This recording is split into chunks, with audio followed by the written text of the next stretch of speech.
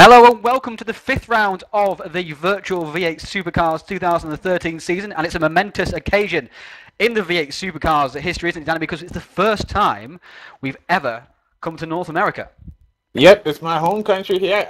Finally, the V8s have made the trip across the pond to North America here at Watkins Glen. Obviously, this is a very storied track, not only in America, but in the TPS itself, obviously hosting so many great rounds in the ATCC. So it's great to see the V8s finally touch down here in the States. Yeah, you've had plenty of experience at this track in the ATCC, Danny. A couple of good runs also as well. Do you like this track, or are you a bit sick of it now, or is it what is it to you? Does it provide great racing?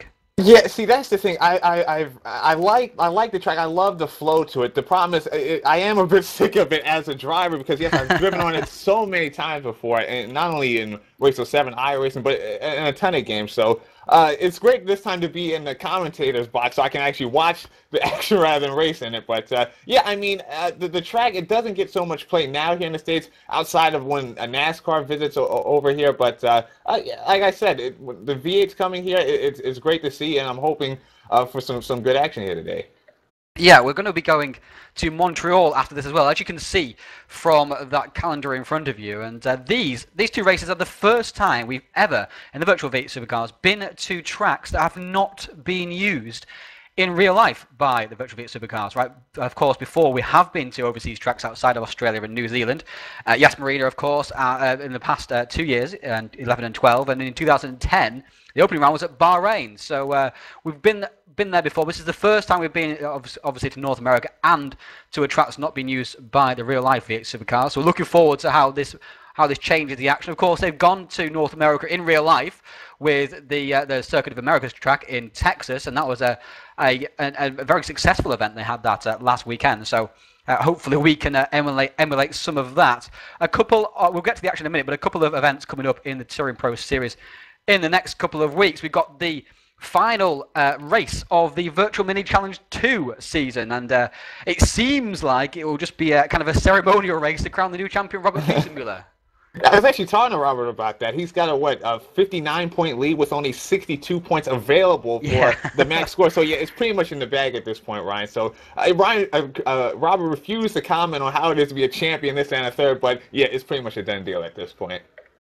Yeah, him and Chris Butcher have really dominated the mini challenge season this season so far, with Ice Cold Racing kind of poking their nose in here and there with Ely Strawn and Survive. But THR Red really have dominated. They've completely sewn up the championship battle. So I wonder if Chris will get dirty.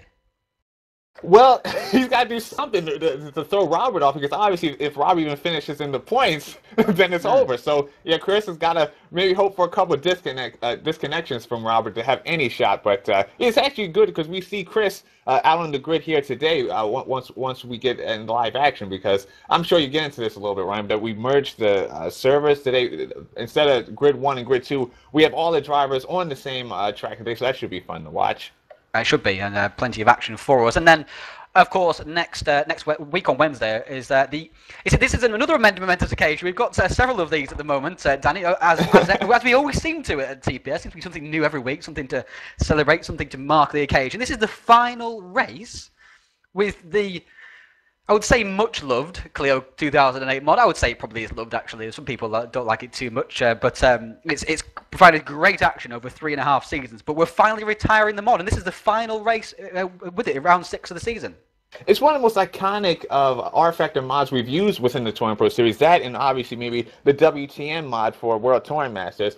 So yeah, this is going to be one of those races where the drivers, I think, are going to savor it a little bit more. Hopefully our viewers can do the same as well, because it's going to see off a generation of virtual Clio racing that's taken us through, what has it been, 3 seasons now, Ryan? 2.5 seasons, rather. Or 3.5 seasons. 3.5 seasons. You're right. Yeah, 3.5 seasons with Clio. So, and this track that was featured here was featured in the first ever series of the Virtual Clio series. Back then, it was called the Clio Euro series, and those races were won, I think, by Jesper Torborg and by myself, actually, in those races there. So, looking forward to that event. And it's not called Most; it is called Most. It is in Czech Republic, Autodrome Most, and looking forward to that.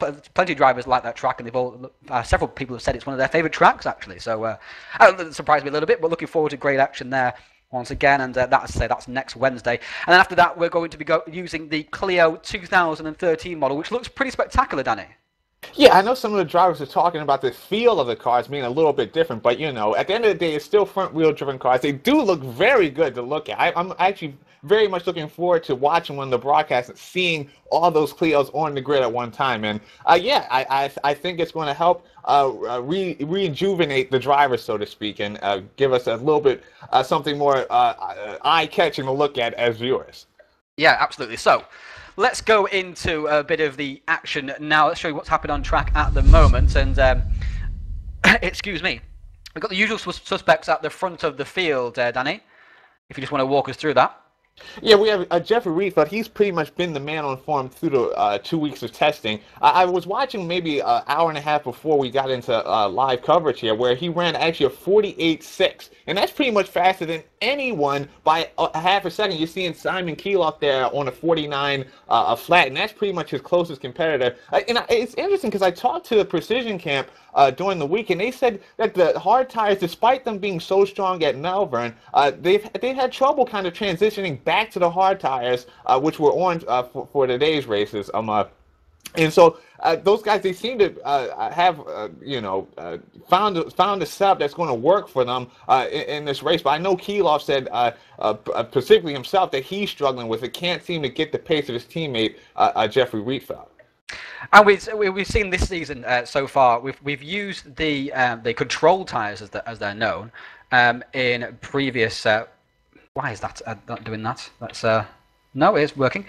We've used the control tires once previously this season so far, haven't we? That was at Melbourne, right, Danny. And I mean, Rietveld actually destroyed the competition there, so you would kind of expect the same sort of thing here. But perhaps the rest of the field have caught up. Yeah, it seems that Rietveld has an edge with these tires because, yeah, you're right, he was on a different area code than the rest of the field. We saw that kind of, the rest of the field caught him up at Barbagallo again once we went to the sprint tire, rather. But see, again, we're back on that control tire, and it seems like Rietveld's in a class of his own. A driver is not within really 3/10 of the guy, and Rietveld can go faster than this. So this is a tall order for the rest of the field to go after Rietveld. I pretty much I break it down this way. It's either if you want me to put odds on it, it's either Rietveld or the field. Which one are you going to take? I mean, right now it seems Rietveld's the guy. And we're just going to cover quickly the format for this particular event. We've seen this format once before this season, and that was at Albert Park, the opening round at Melbourne. It's a 200-kilometre race. That means 37 laps. Not very many laps, but of course it is a very, very long circuit. And we're going to have, as we're talking about, we have the control tyres rather than the sprint tyres, which we've been using at Symonds Plains, Adelaide, and Barbagallo. So, talk us through the differences between the two tyres, Danny. Well, obviously, with the control tire, which we're using today, it's a harder compound. They last longer. The problem is there's a sharp loss of grip with these tires. It's hard to really lean on the car through the corners. That really catches a lot of these drivers out. Meanwhile, with the sprint tire, obviously it's softer. You can push the car more. The lap times obviously come down because of that. The problem is with the sprint tire, because you're sliding the car around more, it heats those tires up a whole lot more, and it makes them wear a lot quicker. So what in effect what that does, it means the drivers that can have the better tire conservation, they're going to have a better run at the end of the day. Meanwhile, the control tire guys, it's all about not so much about tire wear and tire preservation as much as it is lap pace. It's interesting because we saw teams like No Limit do exceedingly well with the control tire, and then just kind of fall back with the sprint tire. So even though they're used to endurance racing and used to looking after their tires, and you would have thought it's completely the wrong way around, isn't it? Exactly. You would think that those guys would be better when it comes to keeping the tires on the cars. But yeah, as we saw, once it came down to those sprint tires, those guys kind of fell to the wayside a little bit. So maybe hopefully they can pick it up again once now we're on these control tires, which they seem to like, Ryan. On board with Jesper Torborg at the moment, we're looking back over that GamePod wing, and of course, these sorts of occasions wouldn't be possible without the support from GamePod. Danny, just talk us through a little bit about GamePod and what they do. Well, as from GamePod, those guys, they've been with the Touring Pro Series now for actually since the 2012 season, the Virtual V8 2012, and they've added legitimacy to the championship because when you have a big name like GamePod, who are the longest manufacturer of sim racing furniture in the world, I mean, yes, it adds that credibility to the series, and it's great that these guys have stayed with us so long. They sponsor not only Virtual V8, but you know they've been a sponsor of the Clio series. They've been a sponsor of, I believe, the other series I'm looking for, Virtual Minis. Yep, last season, yeah. Virtual Minis, and so that's 3 leagues they've taken on, and it's been absolutely great because obviously we provide these leagues free of charge, and to have a sponsorship provides prizes for the winners is absolutely great. So again, I mean, if you're a driver looking to get into virtual racing, or you're a veteran sim racer that's looking for a legitimate series run, with a name like GamePod behind Touring Pro Series, this is the place right here. Just sign up free of charge, and we could be talking about you next week on these live broadcasts. It just works that way. That's the way it is, isn't it? You don't have to be a superstar to race at TPS. It helps because we are incredibly talented here. Our field is usually one of the strongest in virtual touring car racing. We're very, very proud of that, and it's often very difficult for new drivers to come in and shine. We see it time and again when people win in other leagues and they come in and find it a struggle. I mean, Jeffrey Rietveld's not one of those drivers who's found that a struggle, but we could name several over the years. But again, you take the ordinary guy and stick them on a broadcast, and this is what we do. We'll talk about, oh dear, that's a big accident now. I'm not quite sure who that was. Was that Ben Crooks? Looked like so up the whole front end of that car, just hit the... that was a huge accident, it looked like to me, but it might have been Ben Crooks, but I don't know if he's actually racing here today. We have got 39 drivers here today in the field, so we're going to have plenty of action. And just speaking of GamePods, we'll be right back after this ad break, and we'll have qualifying for you.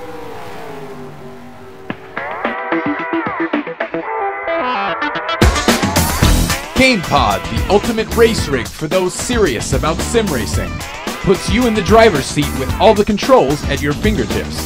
Be #1 on the road, in the race, in the game. GamePod, the choice of champions.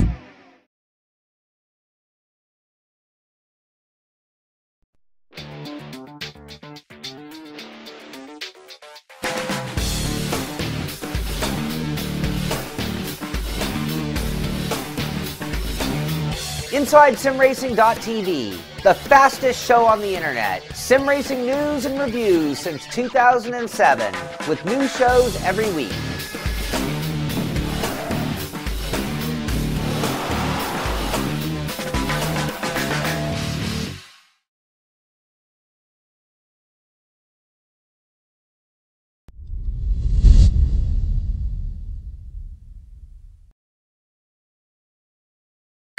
Hello and welcome back to qualifying now we're going to be going into in Watkins Glen for the 5th round of the Virtual V8 Supercars 2013 season. I'm Ryan Callan, and alongside me is Danny Asbury. Let's show you the action now, and we're going to follow along, in fact, with Simon Kilo. He's first out of the blocks, I believe. Yes, he is, and so he's first of the front rows out of the blocks. He's got Eunice Rivio just behind him. I haven't spoken too much about Eunice Rivio in the past few races. He's been very, very quick but very inconsistent. A typical kid, most would say. Yeah, the thing about the Ravio, you know, obviously THR have lost Toby Davis for this round. Toby has some university work he's got to get done, but Eunice Ravio's kind of taking up the banner for THR. Talking to the THR camp, they are all very positive and very excited about what Ravio can do today, and they're talking about perhaps a race win for Eunice. They think he's that quick here around Watkins Glen, but he's going to have to get around the guy we're riding on board with right now, Simon Kilo, and obviously Jeffrey Rietfeld, who I think that's off in the distance behind Ravio. So I think we might be looking at the top 3 drivers here on once the race starts, as Rietfeld lets Ravio, but I think he's trying to get Rietfeld Rietfeld to catch him up, maybe get a little bit of the toe once he gets down the front straight. Maybe trying to get a toe off Eunice Rivio. Yeah, that could be the case here. It looks like maybe. But it looks like Kilo's looking pretty slow. Yeah, he's going to slow down a little bit. Yeah, make sure there's a gap there. So, and then continue from there. So we'll stick with Rivio then, seeing as he's the first of the top 10 drivers out on track at the moment, going to set a lap time. And the elevation changes at this track, you can see it very much so on the TV cameras, in fact. And as you come down this straight, you can't even see the first corner here, as you're already halfway along the straight, and then there it appears right there. And it's a downhill braking zone. very, very difficult there. Getting into the camber also. If you miss that camber, you go straight out into the boonies, out where that tyre barrier is, and Eunice also messing up on the exit there, really right out onto the grass. It's not the place to be. And also really wide actually through turn 2 also as well, and 3. So he's struggling here on this particular lap time, and that turn 2 and 3 complex, even though it's flat out, in these cars it's more difficult than it looks, isn't it? Yeah, that driver's actually telling me about that in pre-race. They were saying that if you get that line just wrong, then yeah, you're going to get sideways and lose a lot of time here. So you have to really have the car hooked up through that opening second, in particular that those quick right and left-handers. The thing is about this track, it's very treacherous with these V8 Supercars, because if you just touch the wheel on the grass a little bit, or you drop a wheel anywhere, you're going to be in trouble. And looks like we might be having a little trouble there for you. 1 second. We'll just get that back up and running if we can. Apologies for that. Keep talking, Danny. Yeah, well, I was just Ravio. You know, obviously he's having a little trouble there at the beginning of the lap, but yeah, some drivers are telling me that this is going to be a very tricky race for him, because if they mess up just a little bit, drop a wheel or something like that, then yes, it could result in a full breakdown of the race, and yes, they could wind up into the wall. The thing is about the practice times. I talked about Ravio being up there with the precision guys, but right now it seems that it's going to be Precision are on once again separate from the THR guys. And you know, talking to the THR guys this week about that, they said the loss to Toby Davis for this round, and not only this round, but he's going to be gone for Montreal as well. It's kind of really demoralized the team, so to speak. The teams has had trouble coming up with a proper setup. They've trouble getting the testing together. So right now it's going to be there's a lot of things in play for THR to overcome for this round, and if they don't do it, Precision is going to obviously take the lead in constructors, because THR holds it, but only 9 points. So as we're about to load back into the game, yeah, we will go back into the game in a second. But it is very tight in that championship for the teams. And of course, as well, with that miss of Toby Davis, and he's going to be missing for 3 rounds, in fact, overall, because he's going to miss 2 rounds due to his supercar commitment as well. So really, they've got to hope for some kind of miracle, really, to do, you know. And he's also missing 2 double rounds, because he's or is he? I can't quite remember. No, he's just missing 1 double round. So he's going to be missing 4 races, 4 point scoring races in total. So that will be the issue there. Yeah, and obviously Toby Davis is only 30 points off the championship lead himself. Obviously, he's sitting there with 240 points, 30 points down to Rietveld's 270. So he had a reasonable chance to win the title outright. With obviously missing today's round and more races into the future, that's pretty much going to kill that. But we're picking up action live here. Jeffrey Rietveld's run a 149 flat to take the provisional pole time, with his teammate Simon Keeloff right behind him with a 149 in his own right. The only other driver in the 149s at the moment is Jasper Talbert, who sits about 8/10 off these guys. So far everyone's just trying to get a banker lap in. Obviously we're working with 20 minutes of quality this time around. I think it's usually 15, Ryan, or is it 20? Usually 15 minutes, yeah. 15 minutes. So we've extended it, of course, because of the higher traffic on track to give people more of a chance. It is a big track anyway, so traffic is not usually much of a problem. And as you see, 1 minute 50. Even in the 650 brake horsepower monsters of cars that can do 300 kilometers an hour down the straight. So I don't think it's going to be too much of a problem, the traffic around here. And one of the drivers I haven't talked about very much, actually, we saw him on track during practice. I can't quite find him actually even in the standings right now. Where is he at?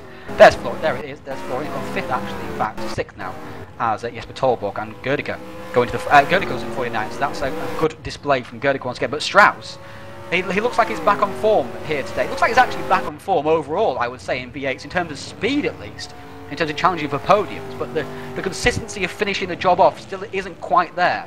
Dan, we saw him qualify well at Adelaide, get a good start, but then immediately spin at the first corner, and that just kind of sums up his look at the moment. Yeah, the problem with Florian, it seems like he keeps running into this trouble at the start of these events. I mean, we're seeing the lap pace has returned to Strauss since, I believe, even not Barbagallo, but Simmons Plains. The problem is he's just having trouble, like you said, Ryan, starting off his races. If he can just get through the first 5 laps clean and in position, then we can see really how good Strauss has become under race conditions, because right now, unless he can make a full run in these races, he's not a contender for a race win. But obviously this guy's a past champion. I don't want to count him out, but the guy sitting in 3rd place for No Limit, him, yeah. Yeah, Robert Godica. I mean, you heard me talk there in, I guess, the warm-up about how No Limit really hasn't done anything since Melbourne, but that's slightly wrong because at Adelaide, Robert Godica, this man right here. Yeah, that's true. Yeah, we finished. Overlooked that. Yeah, he finished, I believe, 6th, was it? Had a great one. Was even running on podium for a fair amount of the race. The problem is his teammate Michael Muller has, as for all intents and purposes, been vacated the league, which is a big shame for No Limit because Godica seems to be the only guy flying that brilliant skin done by Godica in the No Limit guys. But again, it's beautiful, isn't it? It's really, I'd say probably everyone's favourite skin in the series almost. I mean, I don't think anybody dislikes the skin either, and even if you don't particularly like the colours, whatever, you can always appreciate the design or whatever. Oh, it's a brilliant design, and my personal favorite in the series is Florian Strauss's 360 racing car. But both of them, the top class machines. And speaking of liveries, Speaking of Florian Strauss, sorry, 49.3 now from Florian. So he's challenging the precision guys at the moment, but we haven't seen him dip into the 48s at any point in the past couple of hours. So we're not looking at anybody actually, in fact, bumping position out the way as Rivio goes into third with a 49.2. Yeah. So he's fulfilling that promise that he showed during practice and actually throughout this entire season, in fact, as well. So Jesper Tolberg's been struggling in qualifying for the past few rounds, in fact. And even though he took a decent third place at Adelaide, it was another actually uncharacteristic mistake from him at Adelaide at the first chicane, where he lost about 15 seconds to the leaders and ended up 22 seconds behind in the end. And probably have been around about where Toby was actually at the end of the race without that spin. But his race paces have been nothing wrong with it whatsoever. But the qualifying has really been hurting Jesper. Yeah, Tolberg, I talked to him this week. He said he's kind of down on the motivation of trying to get himself pumped up for these races. The thing is, without Toby, with Toby's absence, he's had to step up within the THR camp to develop their setup for this round. He said he struggled with that a little bit, but he's happy with what they were able to come up with. The thing is, though, about Tolberg, despite him not taking a race win, he's only 11 points clear of the title lead, sitting on 2nd place right now. This looks very look. He hasn't had that pole setting pace, but he's looked very strong. He's constantly within the top 5. If Tolberg can just maybe capitalize on a precision mistake, or perhaps, like you said, Ryan, get a little better in qualifying, then we're seeing a guy who can go after Rietveld and perhaps claim his second consecutive V8 title, because obviously not only has a V8 champion never defended, they've never finished the preceding season after they've won the title. So Jesper Tolberg has a lot to prove here in V8 2013. He does, and of course he's actually still the only driver to ever retain a TPS title at all. Yeah, which he did in the World Touring Masters. So it's a hard feat in doing it overall in TPS, never mind in one league itself, and never mind in its flagship league also as well, which is the Virtual V8 Supercars. Of course, that flagship status has come under threat this season from what's almost called Clio Series for obvious reasons, but it's still regarded as the creme de la creme of the cars in TPS, and still the most difficult cars to drive as well. Of course, anyone could drive front-wheel drive, even Ryan Callan can win in them. But it's difficult to drive 650 brake horsepower, 1.5-ton race cars such as these, which are very much under-tired compared to any other league in the world. If Andy Prio described them in real life as being the most difficult car he's ever driven, and I would say actually that they're probably the most difficult apart from NASCAR on a road course in anywhere in the world. So that's how difficult these cars are. And when you see some people struggling, that's the reason for that. Anyway, Matti Orban has gone up into 8th place at the moment, and he's getting better and better throughout the season. And in fact, he's getting better and better throughout his TPS career, Danny.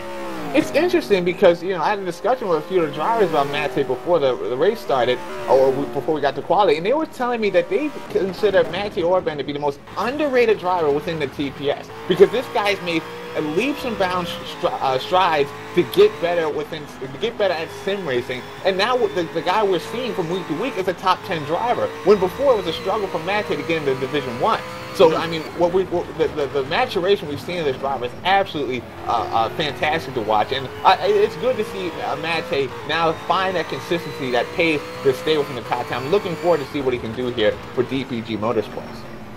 And there will be a few more Hungarians joining the Virtual V8 Supercars League also as well at the next few rounds. David Baski is bringing 3 or 4 of his Hungarian friends over to race over here. And Baski, for people with very good memories, and it's probably only myself that remembers just because I commentated on it and obviously ran the league. But in 2011, he partnered Norbert Leitner. Norbert was a consistent podium challenger, if you remember, in 2011, and never quite managed to get there. But he was the partner for Leitner at Phillip Island and Bathurst in 2011. So we're looking forward to his return to the TPS. And of course, he's already got Matti Orban here, who he knows a little from obviously the Hungarian sim racing league as well. So we're looking forward to those drivers making it over.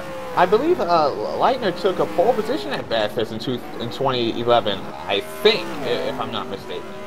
I'm pretty sure that was Strauss. Was it Strauss? Okay, Yeah. okay. Maybe I'm getting Strauss and different DeGrief had that amazing battle at the You're right, start you're of the right, race, you're if you right. remember, yeah. Yeah, okay. But So Matty's now back to 9th. Sorry, who was that who just bumped it down? I think it's Sergei Yashin, who's gone 8th. Brent's is 7th.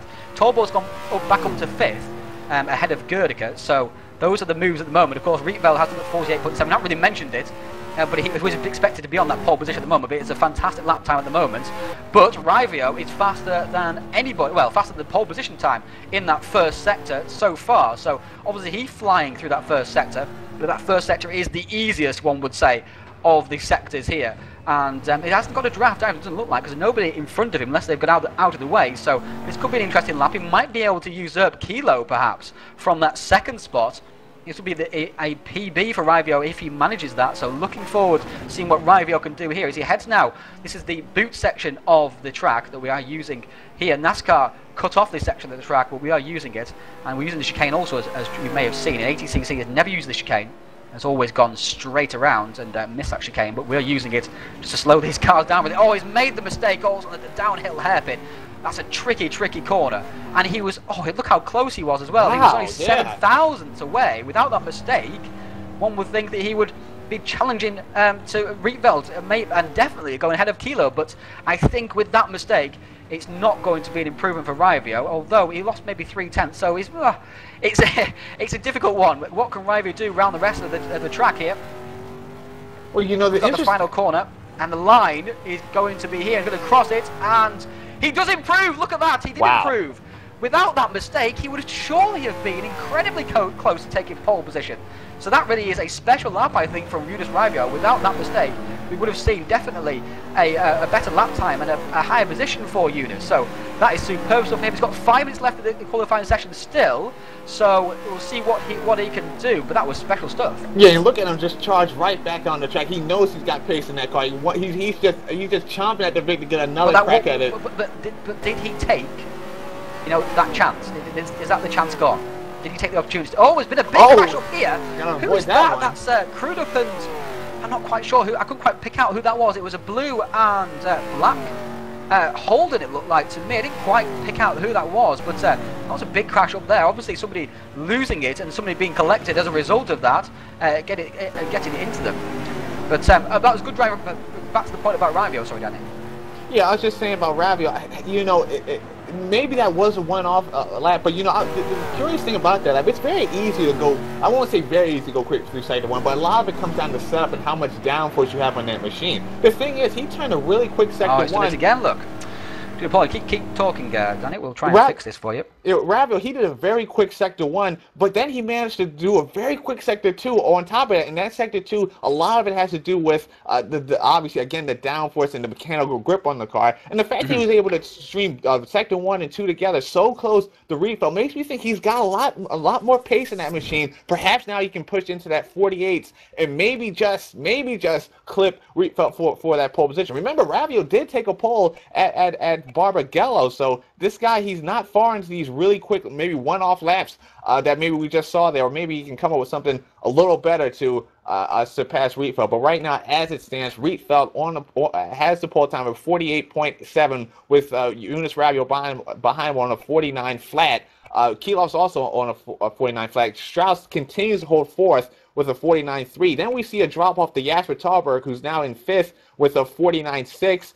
Robert Godek is the last driver in the 49s with a 49.7. Then we get Kevin Brents with a 50 flat. Now, Kevin, he talked. I also talked to Kevin about the state of his season, so to speak, because Kevin, he sits, I believe he's sitting around, he's sitting fifth in the championship right now. You know, I mean, he's having a very good season, but, you know, Brent, he made a point in saying this in the broadcast, in the post-race interview, that he's not concerned about the championship, where he sits or where he finishes. But he did tell me that all he cares about in this 2013 campaign is winning a race. So that's definitely on Kevin's mind. He has those 2 second places at Simmons Plains as well to whet his appetite. Yeah, so he's close. He's definitely got the racecraft to do it. Does he have the out-and-out pace to go and get a race win? That's yet to be found out. But remember, this is we're just now getting to the halfway point of the season. He doesn't really like the tyres that we use at these particular events because he thinks it takes away, you know, the advantage that he has conserving his tyres that he would have at Simmons Plains, for example. Yeah, Kevin's actually been outspoken about how he does not like the control tire. He rather just always have the sprint tire because that does give him an advantage, Ryan. So, and remember, at Melbourne, Kevin was pretty much nowhere on the control tire. But again, we're seeing him 7th. These guys are running on the sprint tire here for quality, though. So it's going to be interesting to see how Kevin does once again in the race. Once again, we're seeing Robert Gerdig is still sticking in that well inside that top 10. We've got 2 minutes to go here. Hopefully we don't get any more problems that we have. Adrian Holm has now set a lap time as well. He was in danger of not even qualifying, actually. We do have a 105% cutoff for this particular event, and by my quick calculation, I think it's the same as it was earlier, but I'll just make another quick calculation. Oh, I turned on the calculator in the server as well.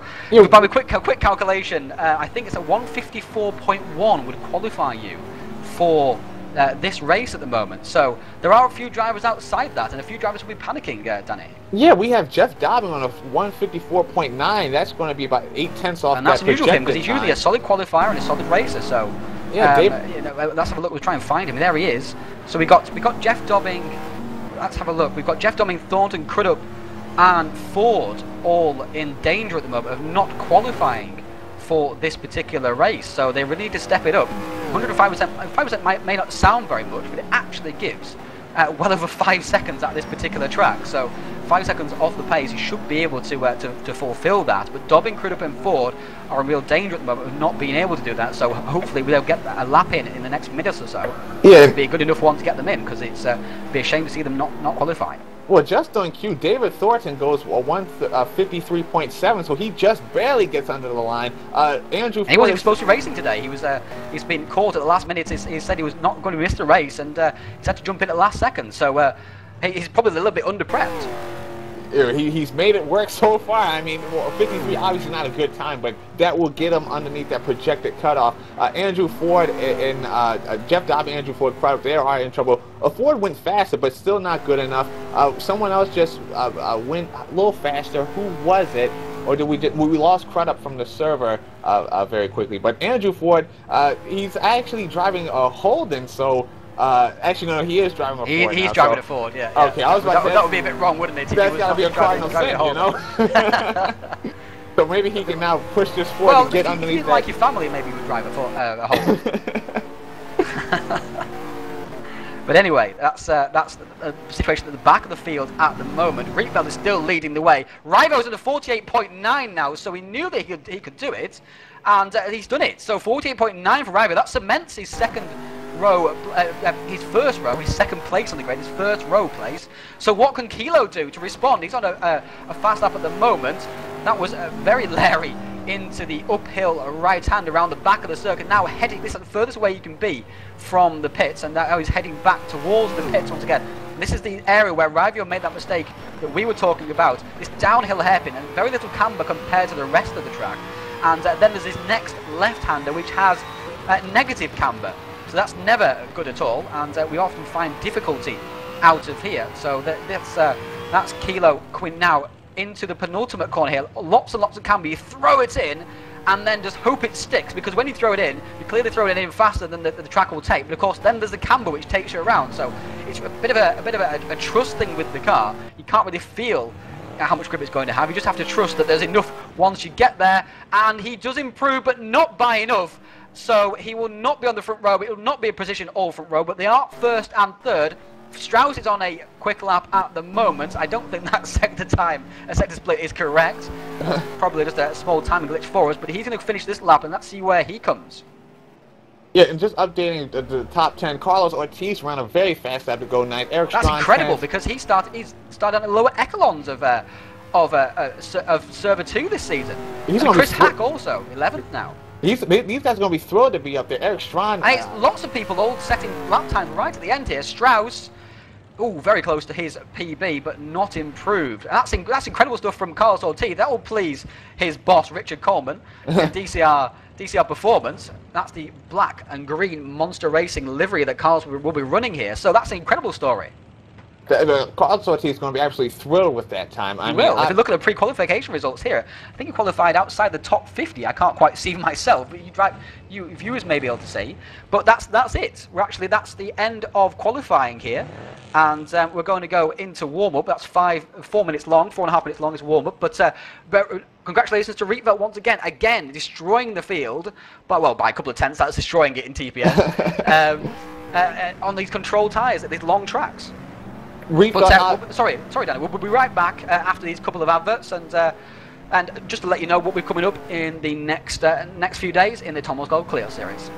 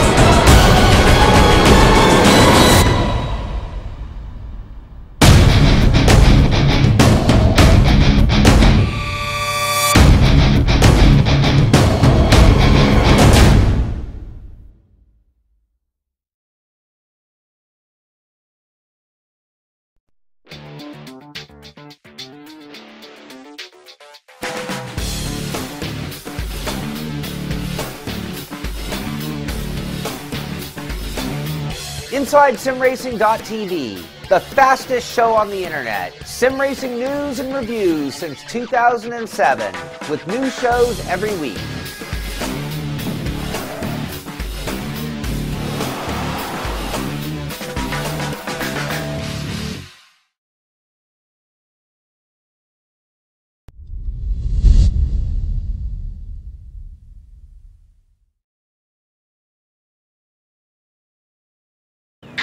Hello and welcome back to the action from the 5th round of the Virtual V8 Supercars 2013 season from Watkins Glen. Try saying that when you're in a hurry or drunk. And that was also an advert there from our forum host Inside Sim Racing. Shut up, Danny. Our forum host Inside Sim Racing, and of course they support us plenty as well, so make sure you tune into their shows on YouTube.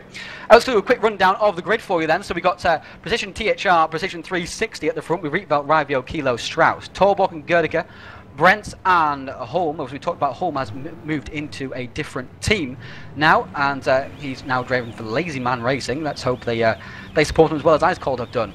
9th is Ice Cold Racing driver Eric Strahm with 10th Sergei Yashin. 11th is Carlos Ortiz, a great result for him and a great surprise. 12th Chris Hack. 13th David Young, not seeing too much of him at the moment. 14th Adams with 15th and 16th Enderman and Petzold.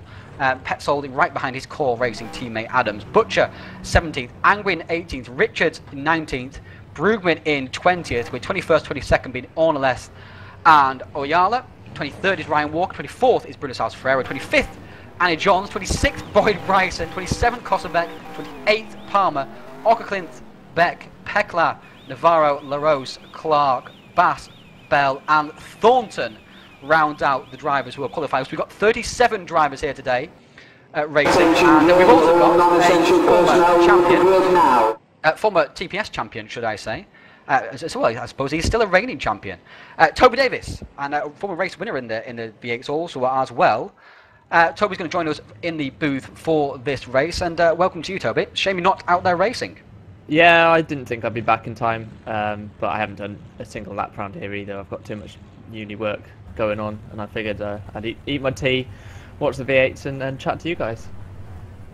And what do you think of the action here? I mean, rFactor really does seem to have these particular control tyres down to a T. Yeah, I mean, Precision are very good over one lap. We've seen that in all sorts of series. They are exceptional in qualifying, but I can see Talbot coming through stronger later in the race. I think he's possibly got better wear, particularly than Rietveld. We'll see where they. But what do you think of Jesper's struggles in qualifying, though? I mean, it's really hard. Well, he focuses very much on race pace and getting the race setup sorted out, which I don't mind him doing, actually, quite frankly. It gives us a different setup direction. He works on the setup for race, I work on the setup for outright pace. Well, here's the two together. So here's the thing. Talbot's in 5th, so I mean that's not that far back to begin with. So I mean, all he's been doing is race pace, and he's going to be within a reasonable shot to get up. Well, I mean, it's a long race, 37 laps today around this long track. He's got plenty of time to make progress from that. Here's the thing, Danny. I mean, in V8s, it tends to be the fastest drivers at the front. And then you don't really get a mix-up in qualifying. It's not a Super Bowl qualifying format. It's a long session. This was 20 minutes today, right? Yeah. I mean, it's a long session, so you pretty much get the faster drivers at the front anyway. So if you qualify further back, you actually don't lose any time getting stuck behind a slower car, really. You don't tend to anyway. And with it being such a long race, you can jump them at the stops anyway if you've got superior tyre wear, which Jesper tends to have. He's able to stay out a couple of laps, and later in the race it tends to pay dividends, and you'll see him. He doesn't. But the issue is, of course, we have at this particular race is that we've got to control tyres, which really do not wear that much. No, but they do wear at different rates for different drivers, and that does affect lap times, which we saw at Albert Park. Rietveld was able to do a lot better on his tyres in the early stint, and then we'd catch up at the end of the stint with his times, but by that time he was too far ahead. We've improved since then, certainly setup-wise, so we'll see. But there's 1 or 2 interesting drivers up in the top 10 as well. There are as well. Carlos Ortiz, I mean, take a bow. 12th place, and that's well, 11th place in fact. I think he was. Mate's just ahead of him on the formation. And Gerdeker looks good as well in 6th. I like the look of Gerdeker in 6th, and of course Holm. We've seen him. He's been very quick. Of course, last year at Sydney Park, he perhaps should have won that race. 2011, in fact, actually. And 2011. 2 seasons ago now. So 2 seasons in a row, he should have won that race, Ryan. He got held up in the pits last year. That's very true indeed, actually. And you won that particular race. I did, with help from yourself. Your first win. Yeah, my first win. I gave you help, but you just ignored it. You was like, "Well, were you talking to me?" I'd Ryan in my ear, because the broadcast was down, telling me to sort my life out, basically. You know what you don't see in the top 10 are really the Ice Cold presence. I mean, you got Eric Strahm there in 9th, but remember Ice Cold, they lost Adrian Holm, who's now with Lazy Man Racing, and now Adrian outqualifies all the Ice Cold drivers. So and they've had some troubles lately with retaining drivers. It has to be said, Ice Cold. Yep. Yeah, I don't think Gary's very happy about that, by the way. I've talked to some Ice Cold guys. I'm not sure. That's Gary Lennon is who's kind of co-boss with Eric DeVite in that particular team. Sorry to interrupt, but we're about to start racing here. Drivers are lining up for a standing start. Watch Strauss's start, by the way. We'll watch Strauss then. Looking back, look at that big row of cars all the way back. We're flashing the back because the game can't quite handle that many cars on track at once. But everyone just needs to form up on the grid. Of course, we've got 37 cars here, so it takes quite a while for everyone to get themselves parked up. Yeah, a little trouble with Some Ethan drivers Bass, we but find have more problem parking their cars than they do driving them. It has to be said. it seems But, like it's right now Ethan Bass who's having trouble finding his grid stall. Is trying to reverse it and forward. Oh, here we go. He's got it now. So yeah. we are about to go. Now that the camera's changed, that's always a telltale sign. And we'll watch Strauss. Rietveld just out of shot at the moment, just on our right, and away from the grid they go. That's a poor start there from Kilo. It has to be said, as Strauss is away already. He's going to be a straight past Kilo, but Torvald's still also coming along as well. He's going to go down the inside into turn 1, and Kilo is braver on the brakes. Strauss has a little bit of a go at Rivio, and that's not helped him at all, because he's got out of shape, and now he's under attack from Kilo once again as they head through turn 2 and 3, and 3 wide in behind. That's not a place to be 3 wide at all. It's difficult enough by yourself. Wow, that was out of control there, but Torvald just about held off the attentions of Hulm and Gerdeke. That really was crazy stuff through there. Looking back from Gerdeke now at Yashin, Strawn and Orban, and everyone jostling position on these opening laps, they know they have to take advantage of this early, and Yashin dives straight down the inside of Gerdeke. Gerdeke runs it in a bit faster though, and holds on to the position. It looks like Carlos Ortiz made out very poorly through that start. But, you know, I was very happy to see these guys, Rietveld and Kielhoff, Rietveld and Ravio get through, because these guys are pretty much 1A, 1B when it comes to speed. They're the two fastest guys on track. I want to see these guys go heads up with one another. We'll see if Strauss or maybe Kielhoff, maybe Talbot can join this battle later on. We'll be asking Toby Davis, as THR owner, his opinions on Ravio later in the race. But at the moment, we're focused on this battle here. Third place. Under attack is Strauss. From there is Kilo in behind, and in behind him is Jesper Torvald. Jesper looks like he had the move done down into turn 1, but Kilo was just a little bit braver on the brakes, and Kilo was able to hold him off course. It's a very narrow entry into that first corner, and with the camber as well, making it very difficult braking on the inside. You can ignore those pit times on the right hand side. Nobody's making a pit stop at the moment, because no one's even got round to the pits. We are about to finish lap 1 though. Rietveld, there he goes into the penultimate turn. He's going to lead away. He's got a good lead already over Eunice Rivio. We'll see what that lead is as they cross the line. But this is shades of Melbourne already for the Precision Motorsports driver. And Rietveld's going to cross the line, and his gap is going to be 1 second at the end of the first lap. That's not too shabby from Rivio, but of course 2.5 seconds back to Strauss. That's a big gap back there. Let's look now. I pressed the wrong button. You know, the interesting thing about Precision, how this differs a little bit from Melbourne, is that, remember, at Melbourne, they lost Kielhoff pretty early because he got shuffled down the grid. Now he's sitting in 4th position, able to support his teammate, and what he's going to do now to start his race, he's going to keep Talbot behind him as long as possible, because obviously this is very critical stuff in the overall championship as well. And Kevin Brent's there getting well out of shape through turn 3. Someone jumping over the hump and out of the camber on the outside. They just about managed to get the car sorted out. Drivers sliding their way through and into the chicane here. And we've never actually used the chicane, I don't think, ever in the Touring Pro Series. This is the first time we've used it. We've used the other two different layouts, but not that particular chicane. So it's a new experience for everybody in the TPS. I hate that chicane. You hate that chicane, and some drivers finding it difficult also. Imagine that none of the NASCAR drivers don't particularly like it either. Yeah, I mean, obviously, it kind of ruins, not ruins the flow, but it makes these drivers get very, you have to be very aware going into that. Because you're going obviously very fast, a lot of the heavy braking, you got to get in that corner, get it sorted out. You can't go too wide, otherwise there's going to be problems. But so far, so good. Everyone has been able to get through without major incidents. Field streaming through. Everyone's still very closely packed. In fact, look through and see the gap. Looks like only Auckland, in fact, has been in trouble out of all the 37 drivers. So that's actually phenomenal stuff. There comes, that's Matt Richards, so he's been in trouble as well. So there's a few drivers actually back here who are in trouble at the moment. We've got Richards back there also. Oh, it was Ryan Walker, in fact, actually, I would say. And then was Mike Bell coming through as well. So back to the action here, right in the middle of the back, right in the middle of the battle back. There's Matty Orban, and he's in 10th place at the moment. He's got Brent right behind him, and Junt right ahead of him, Strawn and Yashin. So he's right in the thick of the action. And it looks like Strauss and Kilo perhaps are battling. Let's just quickly check on that battle for you. And they are nose to tail as they come around here. There is Auckland there. He's just come out of the pits, obviously. Is he going to hold up Strauss here? Oh. He's going to be a factor. Oh, that was very close indeed. But Kilo now has a run. Shortly there, Strauss has just held up just ever so slightly by the slower Auckland. He just couldn't get the speed away. And Strauss is already there. And Kilo has forced his way, trying to go down the inside. And Kilo now around the outside. Goes straight across the grass. That's not going to work at all. He's going to hit Strauss. No, he's not. He gets the car slowed down. That was intense stuff, and now look who's on the back, right on the back of this group once again. It's Toborg. I love a bit of that, boys, while you battle. I'll just keep my tyres nice and cool, and right back up to you again. So Kilo and Strauss, hard at it, Toby. Yeah, I mean, they were battling all the way through the first part of this lap, obviously, side by side and so on. I think this is a bit naughty from Strauss, by the way. I'm not Kilo's greatest fan, but I think Strauss has come across him. He held his line. I would right on board the car. It just his line was there. He didn't move across, and Kilo decided he wanted to go there. So yeah, I suppose there wasn't a car's width. There wasn't a car's width, was there? But Strauss, I think, reduced whatever track there was for Kilo. There wasn't a car's width, yeah, but he was already like on that line before Kilo got the overlap. So it's difficult to. It's hard to say from here, isn't it? I mean, well, it's certainly a close incident, but. One or two drivers have lost a few positions. Ortiz obviously is down a few positions, down in 15th, which is a shame for him. Kielhoff has obviously lost out to Strauss at the start, which I thought might happen. He's had poor starts all year, and Strauss has had good starts.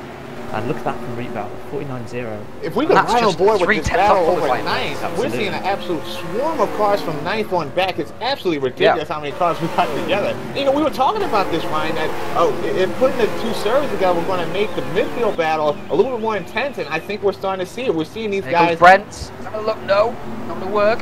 Yeah, that's on Orban right there. And Junt was doubted before the season. No, you signed him up at THR, Toby, and there was a little bit of concern about. Oh, he was going to be paired with Levette to start with, but obviously Brent was paired in the end, and there was a bit of criticism over that from your own team members. But I mean, he's come through very well.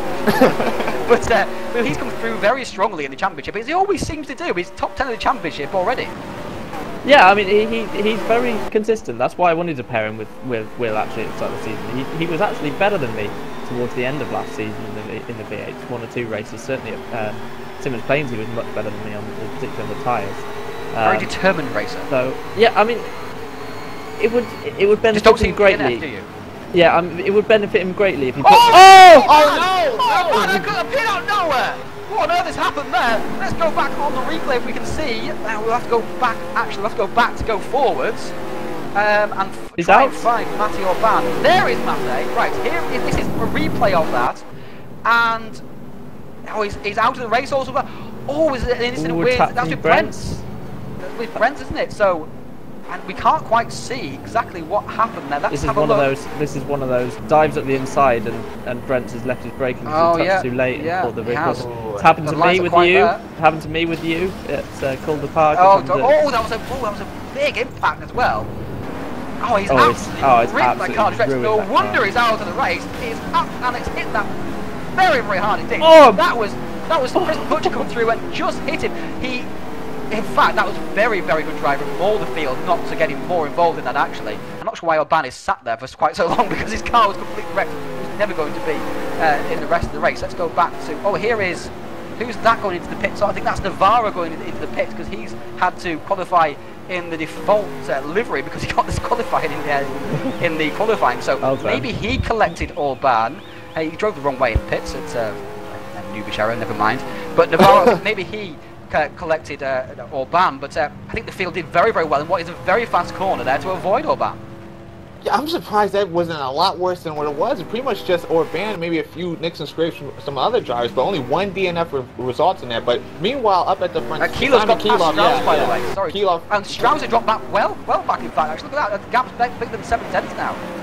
And then you're seeing Adrian Holm now sneak into this battle. He's now in 6th. Now he's going to have a look to get inside that top 5 and fight, maybe even for this top 4. So maybe Strauss, those tires, like we talked about this, Ryan. I mean, he's got the lap pace, but Strauss has not been good on his race runs. And again, lap 5 in, he's already running some trouble. We'll see if he can hold off these two challengers from behind. And Holm is really on edge, going up the boot there, down toward up the hill, down towards going down the hill once again, then going up the hill once again. And this track there has lots of elevation changes. Drivers do like driving this track, even if they've driven it lots and lots of times. And Holm has got a new livery, as you can see, Laserman Racing. Hopefully he gets that changed for future events, because it's not the most stylish livery you'll ever see in your life, but I'm sure he'll get that sorted out for future events. Gerdica there is hanging on his 7th place also as well, so he's right in this battle. 4th to 7th are covered by just over a second, so any mistake from any of those drivers and they will lose positions. Strawn has got past Yashin finally, and Brent is now absolutely monitoring the back of Yashin, and I'm not sure Yashin will be very comfortable if he saw what happened to Orban. You got Brent, and then you have Chris Butcher, who's kind of snuck into this battle, who's now sitting in 12th. He's come up from, I believe, 16th, 17th on the grid, so Butcher doing well as... we saw his amazing reactions, that incident with Orban, and Brent's gone round the outside of Yashin and taken that 9th spot. He's still in the outside, and surprised he left so much room there, in fact. I thought there was enough space for him to cut across, but he is past now, and Yashin has lost 2 positions in 2 laps, so he was in 8th, he's back to 10th now, and maybe Strawn and Brent will now pull away from the Israeli driver. In fact, the only Israeli I think who's ever raced in Touring. In fact, no, actually, Emma Margalit has raced before in the Virtual Touring Masters back in season 2, I think it was. So, but Yashin is very much alone at the moment in current TPS affairs. Yuntin 11th and Butcher in 12th. So it's very much a THR fest. There were 3 drivers here in these 5, and Enderman and Hack.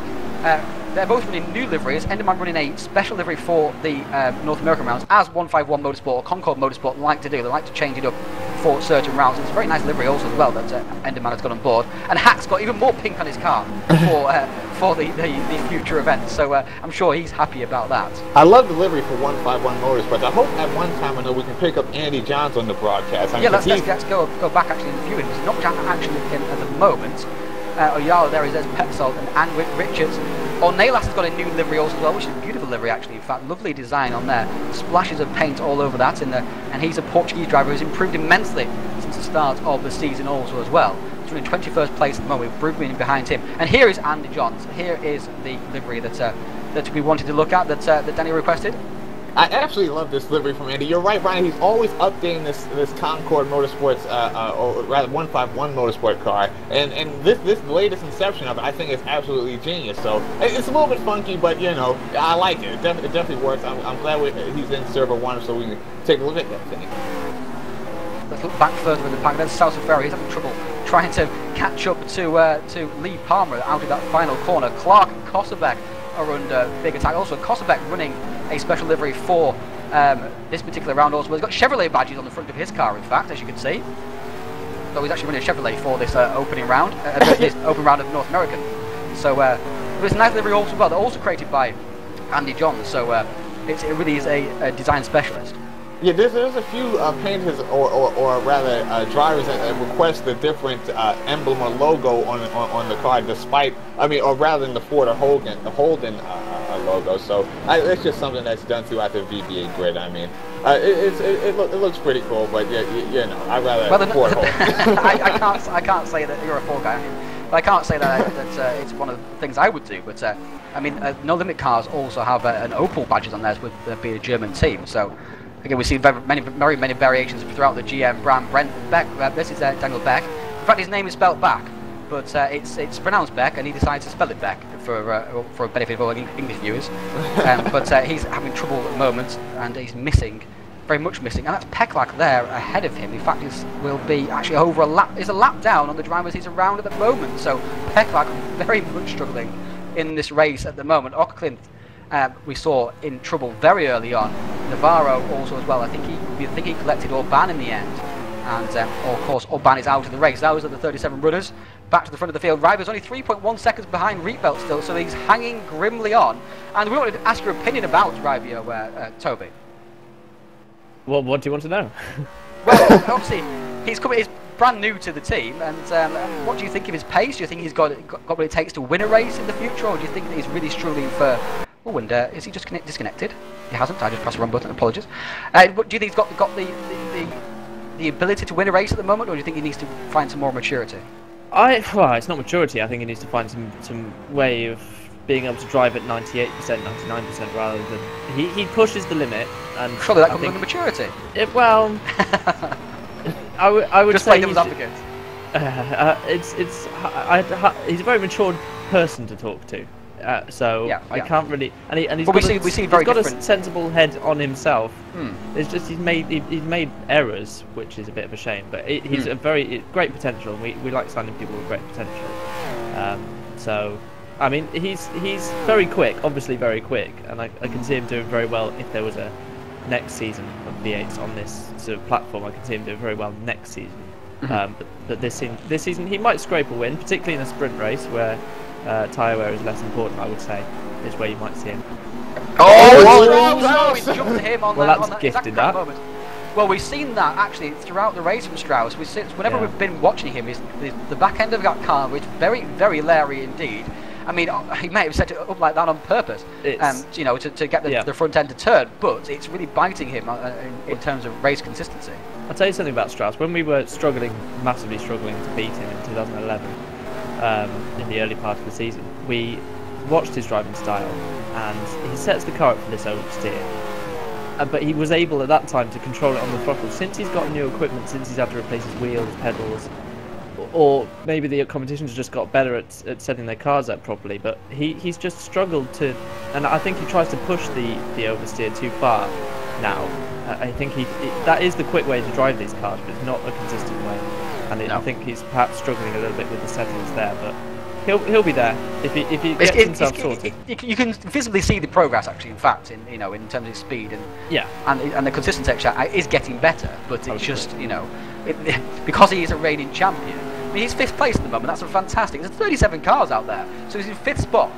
And this is the Touring Pro Series after all. It's not a Sunday league at all. People practice, some people practice night and day for 2 weeks for this particular event. So 5th place is still fantastic. It's just that we expect so much more from a former champion. Yeah, it's a shame that he's lost a little bit somewhere, because there needs to be another driver up there.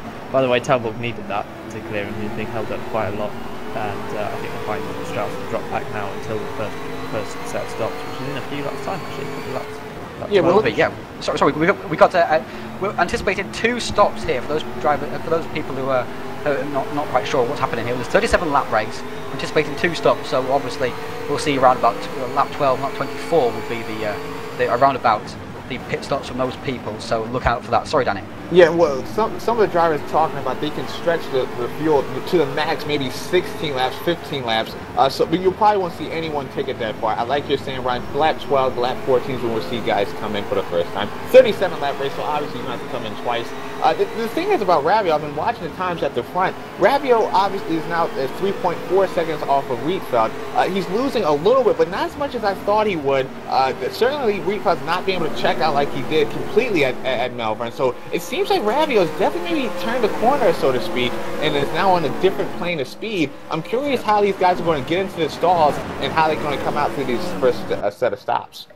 And as I was talking about Julio Ornelas, he's now out of the race with suspension damage, so he's had an accident somewhere. I do apologise for causing that. Obviously, commentator's curse on poor Julio. And also, Peklak has brought his short and miserable afternoon to an end.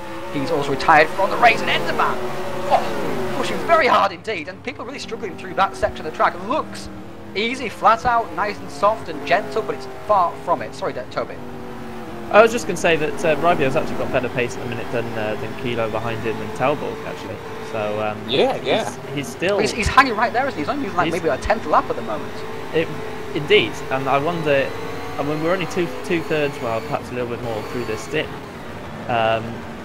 It could be that he has better tyres than Rietveld. Well, it'd be interesting to see, but he's still very much in it. I think it's a 2-horse race at the minute, unless something changes. Well, one thing we've missed here is that Junter's got past Yashin, but Strahn, of course, was past Yashin, and also he was ahead of, I think it was either ahead or behind Brent. I think it was ahead of Brent, in fact, actually, in 8th spot. Now he's back to 15th spot, so Strahn is now back again. So he's been struggling this season, even though he had to show great promise in 2012. Almost took pole position on a couple of occasions. Took a podium at Oran Park, of course. But this season he's really struggled. A lot of his effort's gone into the Virtual Mini Challenge, I hear. So maybe that's he's suffered because of that. That's obviously ending at Mid-Ohio next Friday. So maybe we'll see an improvement from him after those races. But he has struggled this season compared to last. We expected a little bit more. Yeah, Eric Strahn was one of those up-and-coming drivers, especially in 2012. So what we've seen so far from him, this is a guy who's, definitely not on the top edge of the field. Right now, he kind of falls into the top 10 instead of really driving himself into the top 10. And what I mean by that, obviously, there's 2 ways to make the top 10. You capitalize on other people's mistakes, or you just have the out-and-out pace. The thing is about Strahn, he's just the guy who capitalizing on mistakes at this point. Well, It doesn't seem he's the one who's being capitalised on in this particular race. very true. I mean, we're seeing him go down the field. Kevin Brent's a guy who we thought was going to struggle today, now up to 8th. And obviously, Kevin had a bit of an incident with Matty Orban, as you're seeing, finishing as a DNF. And Matty, I'm watching some of the drivers chat at the moment. He's very upset about that move. Obviously, they'll look into that, you know, in post-race once the stewards will have a look. But so far, down the field. Obviously, it looked like obviously very small. It's a very small contact, really. But just a misjudgment on Brent's part. Obviously, not a malicious move. He's not that type of driver at all. But obviously, I mean, the stewards will be looking at that after the race, and I would say with a degree of confidence, he'll be. Oh, and there's Yashin in the front there. Yashin getting well out of shape. Where's he gone? There he is. There was him on the right hand side there. Yashin made. And Enderman involved also. And Yashin will be in the pits for quite a while repairing that rear wing, it has to be said. Let's look back at what's happened here. He's got out of shape, coming out. Oh, that's very strange indeed. He's just, and poor Enderman. Poor Enderman has just been collected by the errant car of Sergei Yashin. Let's just rewind that for you guys. Nothing Enderman can do about that one. Just completely caught him off guard. So pushing too hard through here, clips the grass there, gets out of shape, again clips the grass, out of shape again. Really, that's quite poor driving from Yashin.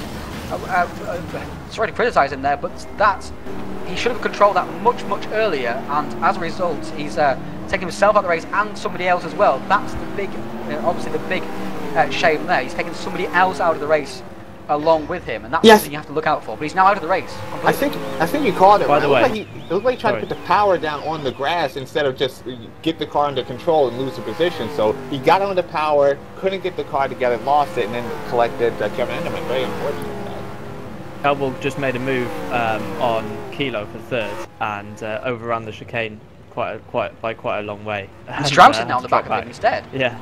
But Talbot was really in Kilo over those few laps. It looks like Talbot's got better tyres for whatever reason at this stage of the race. But Rivo is gaining on Rietveld, you know. Look at 3.2 seconds now.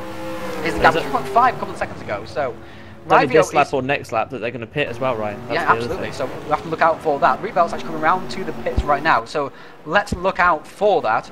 But again, Rietveld's just showing that he's got pace early in the stint and that he's able to just about maintain the gap later in the stint.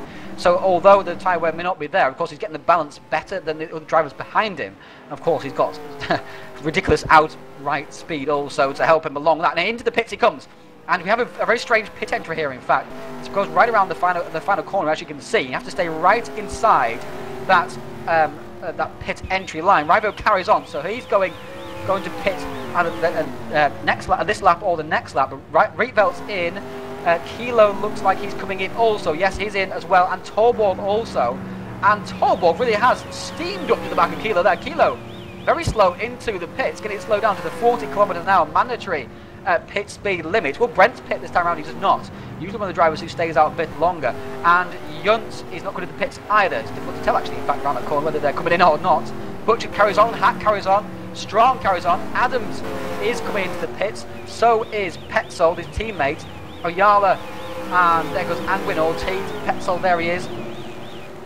You can see, the viewers can see Eunice Ravio's lap time on the bottom left corner of the screen as a 50.6. The thing is, though, I believe it was Rietveld who was on a 50.2 his last lap. I'm not sure if Ravio made the right choice in staying out on Rietveld like that. That might come back to cost. Well, maybe he's hoping that he comes back and helps him later in the race. Or of course, Rietveld will be rejoining into traffic, in fact, actually. So let's just try and find out where Rietveld came out. And maybe he'll get held up. But in fact, he's got a lovely big space in front of him up to Bruno Salsa Ferreira. This is the space he's got. Look at that, you can hardly see actually Rietveld's in the background. So Salsa Ferreira, that's a good stop there from Rietveld, intelligent stop from him, because he's now got lots of space in which to set quick lap times and not allow Ravio to overtake him as a result of pitting one lap later. It was always unlikely, of course, anyway, with 3.5 second gap. Let's go back to the leader, and it is Eunice Ravio. And will he pit this time around? Of course, he was a pole sitter at Barbagallo. And yes, he is pitting this time around. You can see the line into the final corner. He had to come in right there because he obviously couldn't stay out 2 laps longer than Rerun. The thing is, though, before the pit stop, the gap was 3.4 seconds or thereabout. That puts Ravio in a very good position because remember, Keylov won the last 2 races at Adelaide and then Simmons Plains because who made a mistake? It was Jeffrey Rietveld. Okay, Keylov didn't have the pace perhaps to win those races outright. But Rietveld made that mistake. He's been prone to make these mistakes. Maybe now Ravio's in the position to capitalize off another Rietveld mistake if there is one coming down the line. And Brent carries on. What do you think of that as a THR boss, Toby? I'm more interested in Talbot being ahead of Kilo, actually. I think that's... Has that happened? I think that's happened.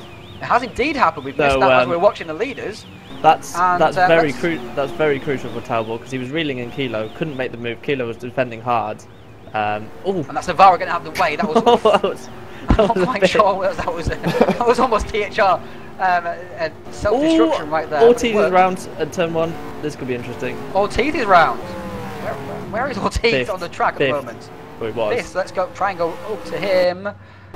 There is Ortiz. He's got back going once again. And of course, he's going to be very slow here. And zooming through goes Lee Palmer. Why did I use that word? Anyway, whooshing through. That's better. Honest. So Ortiz is spun at turn 5, obviously on those older tyres, and that's not helped him at all. He's now right level with Lee Palmer. In fact, Lee Palmer's just under 1 lap ahead of him, behind him, in fact. So, but Ortiz will be pitting this time around. One would think. Yunt and Butcher have not pitted either. Now it's neither Strano or Brugman. In fact, at the top 6 have not pitted. Neither has Ortiz or Clark. So Rivio has rejoined 5.7 seconds behind. Rietveld, so that's not helped him at all. But here's the thing though, that might help him later in the race because he stopped that extra lap later, and he obviously did have slightly better tyres than Rietveld at the time. And this particular battle, this particular battle that Rivio will be hoping will help him because Johns and Brugman are in a winner-takes-all battle right now, to the death it seems. And it looks like they're going to hold up Rietveld a little bit actually. The thing about Ravio is out of the way, so it's not too difficult. Ravio's also got out in front. He's got a lot more traffic than what Rietveld had to deal with once he left the pit. So this is certainly not going to help Ravio. Could condense or compound this loss of time he's already suffered. The gap is now 6.7 as a result. It was 0.8 since we talked about it. So that's a big gap. And Brents continues. Oh no, he doesn't continue on. There he goes back. He is into the pits now. So Yunt and Butcher and Strawn and Brugman carries on. So Brugman's going to lead this race. That's incredible stuff. Lars Brugman leads the race. He qualified, I think, 25th on the grid. Optimum sim racing driver, new to TPS. In fact, only done a handful of races, and he's leading the race, but not for very long, because here comes Rietveld down the inside of him, and Rietveld now takes the lead back. Yeah, no point fighting that. Yeah, Lars, he actually had a lot of trouble joining the race. It was looking uncertain that he was going to be with us, so he's going to be thrilled to absolutely be in this position. Get some airtime, got a little let a lap in the VV8, so he's going to be very happy with that. We're seeing quite a variance of strategies here, in fact, actually, as well. It's quite nice to see. This is on lap 15 now, and neither Brugman, Johns, Clark, or Walker have pitted yet. Obviously, they're not fighting for the win in this particular race, but they could definitely shuffle the order later on. I think Strauss has lost lots of ground to Torborg. In fact, look at this, almost 6 seconds back of Torborg after those pit stops. Strauss is right behind Torborg after his aborted overtake on Kilo. And I mentioned it at the time, but the thing that helped, of course, Torborg get past Kilo was that pit entry. Kilo seemed to be very cautious entering the pits, but Torborg nailed it right on. And I know at THR you drum that sort of thing into your drivers, Toby. Well, these are advantages that you know you're losing time if you don't get them right. It's not it's not like we're perfecting a corner or something. This is just something where you can gain massive amounts of time if you just practice 10 laps of it. And I do say this, a lot. And the other thing that helped Talbot was he stopped quicker in his box. Kilo was a little bit cautious going into his pit box, and Talbot actually did him in the pit lane rather than that's incredible. Just on the outlap. Yeah, it's really incredible stuff from Torborg. Fantastic pit stops. He's up into 3rd place already. I mean, in terms of it would be in any team orders, would Rivio be asked to pull over for Torborg with Torborg caught Rivio? Not pull over, but certainly they wouldn't battle hard if Talbot was significantly quicker, and it wasn't in the last 3 laps of the race. Okay, so Mike Bell is up to 14th spot at the moment. I'm not sure if he's been into the pits at all. We'll soon find out in a second at the end of this lap. I don't think he has been He's being run over at the moment by both Adams and Butcher. I don't know if anybody's sped in the pits. I can't see anybody who's dropped down the order, particularly more than they were before. Ortiz is back to 28th now, after qualifying in that 12th spot. And Bell isn't pitting this time around, so maybe he is in that particular position. It's very confusing to me if he is. He doesn't have to do too many more laps, and he's one stopping, by the way. Well, he would have to get to lap 18 or 19 before he could do that, of course. I'm hearing the max is 16 laps on one tank of fuel. So. Well, but he was so far behind, wasn't he, after the first couple of laps? I wonder if he had to pit the damage on lap 3 or something. Well, that could be the case. I don't think it definitely wasn't as far behind as Orkut was, so I don't think he went into the pits at all. But maybe he's just driving in 6th gear in every single corner. Yeah, well, he wasn't joking.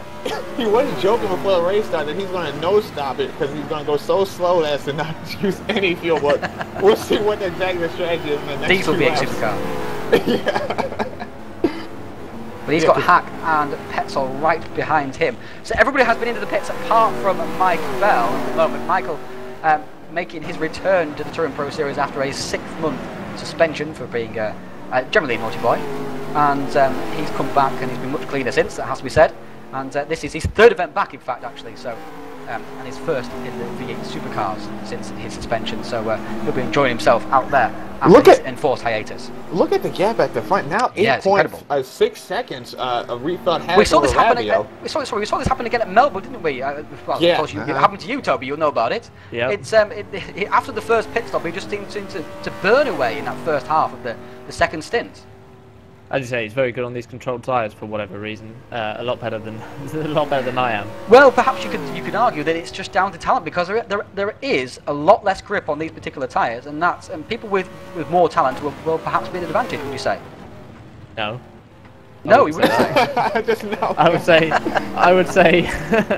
Well, the harder a car is to drive, that's the theory. No, it's easier on controlled tyres because they're less edgy. They've got a flatter peak of grip. So they've got much less grip. Yeah, but they've got a flatter peak, which means that it's not like a switch. We get all technical now. Okay, if you get to the limit of tyre grip and you've got a very peaky tyre, when you go over the limit, it suddenly snaps on you, oversteer or understeer. With a sprint tyre, it's very much like that. It's very difficult to keep on the limit. With the control tyre, you can be slightly under or slightly over it. You don't lose too much time. That's why you see someone who, like rFactor, who's got a very slidey driving style, doesn't lose out too much. And actually, because he's got that sliding driving style, which is how to drive a V8 car quick, by the way. You've got to get it pointed at the apex and use the throttle to steer the car. That's how to do a really quick lap time, especially over 1 lap, and that's why we saw him right at the top of the timesheets in the pre-qualifying. Anyway, that's why he's very quick, and that's why he's very quick on these tyres, because it doesn't matter too much if you go over the limit. Not just because they've got less tyre wear, but also because it doesn't wear the tyres as much. To summarise there, what Toby Davis is saying is that because he wins on the sprint tyres, therefore they are harder to drive. You can take it how you want. You can take it how you want. Toby, that's a sense of humour fail there, I think, Toby Davis. We'll move on, shall we? Because the battle here between Adams and Butcher. Sorry, I think Danny's got a strong point though. I just want to ask you this, Toby, since we've got you here in the booth, because I asked the THR camp about this in the week leading up to the race.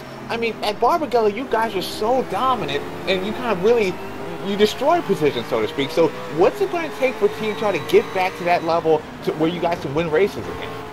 Next time we're on sprint tyres, I guess. Might help.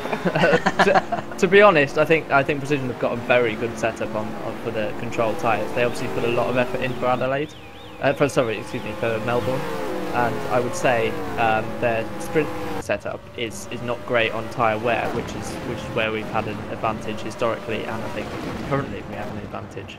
But even in terms of tyre wear, even at Simmons Plains, another double event, just like Barbagallo, Precision seemed to have the advantage. I mean, how do you explain that? Well, it's a very and Adelaide also. Yeah, well, yeah, Adelaide's a story, but certainly Simmons Plains is a very particular track. You have to have a very unique driving style, particularly in the hairpin. So they were just better. They were just better than us at driving that track, quite frankly. Adelaide was a different story. There was I felt I had the race won, quite frankly, and Keeloff had a better final stint than me. It was very interesting indeed.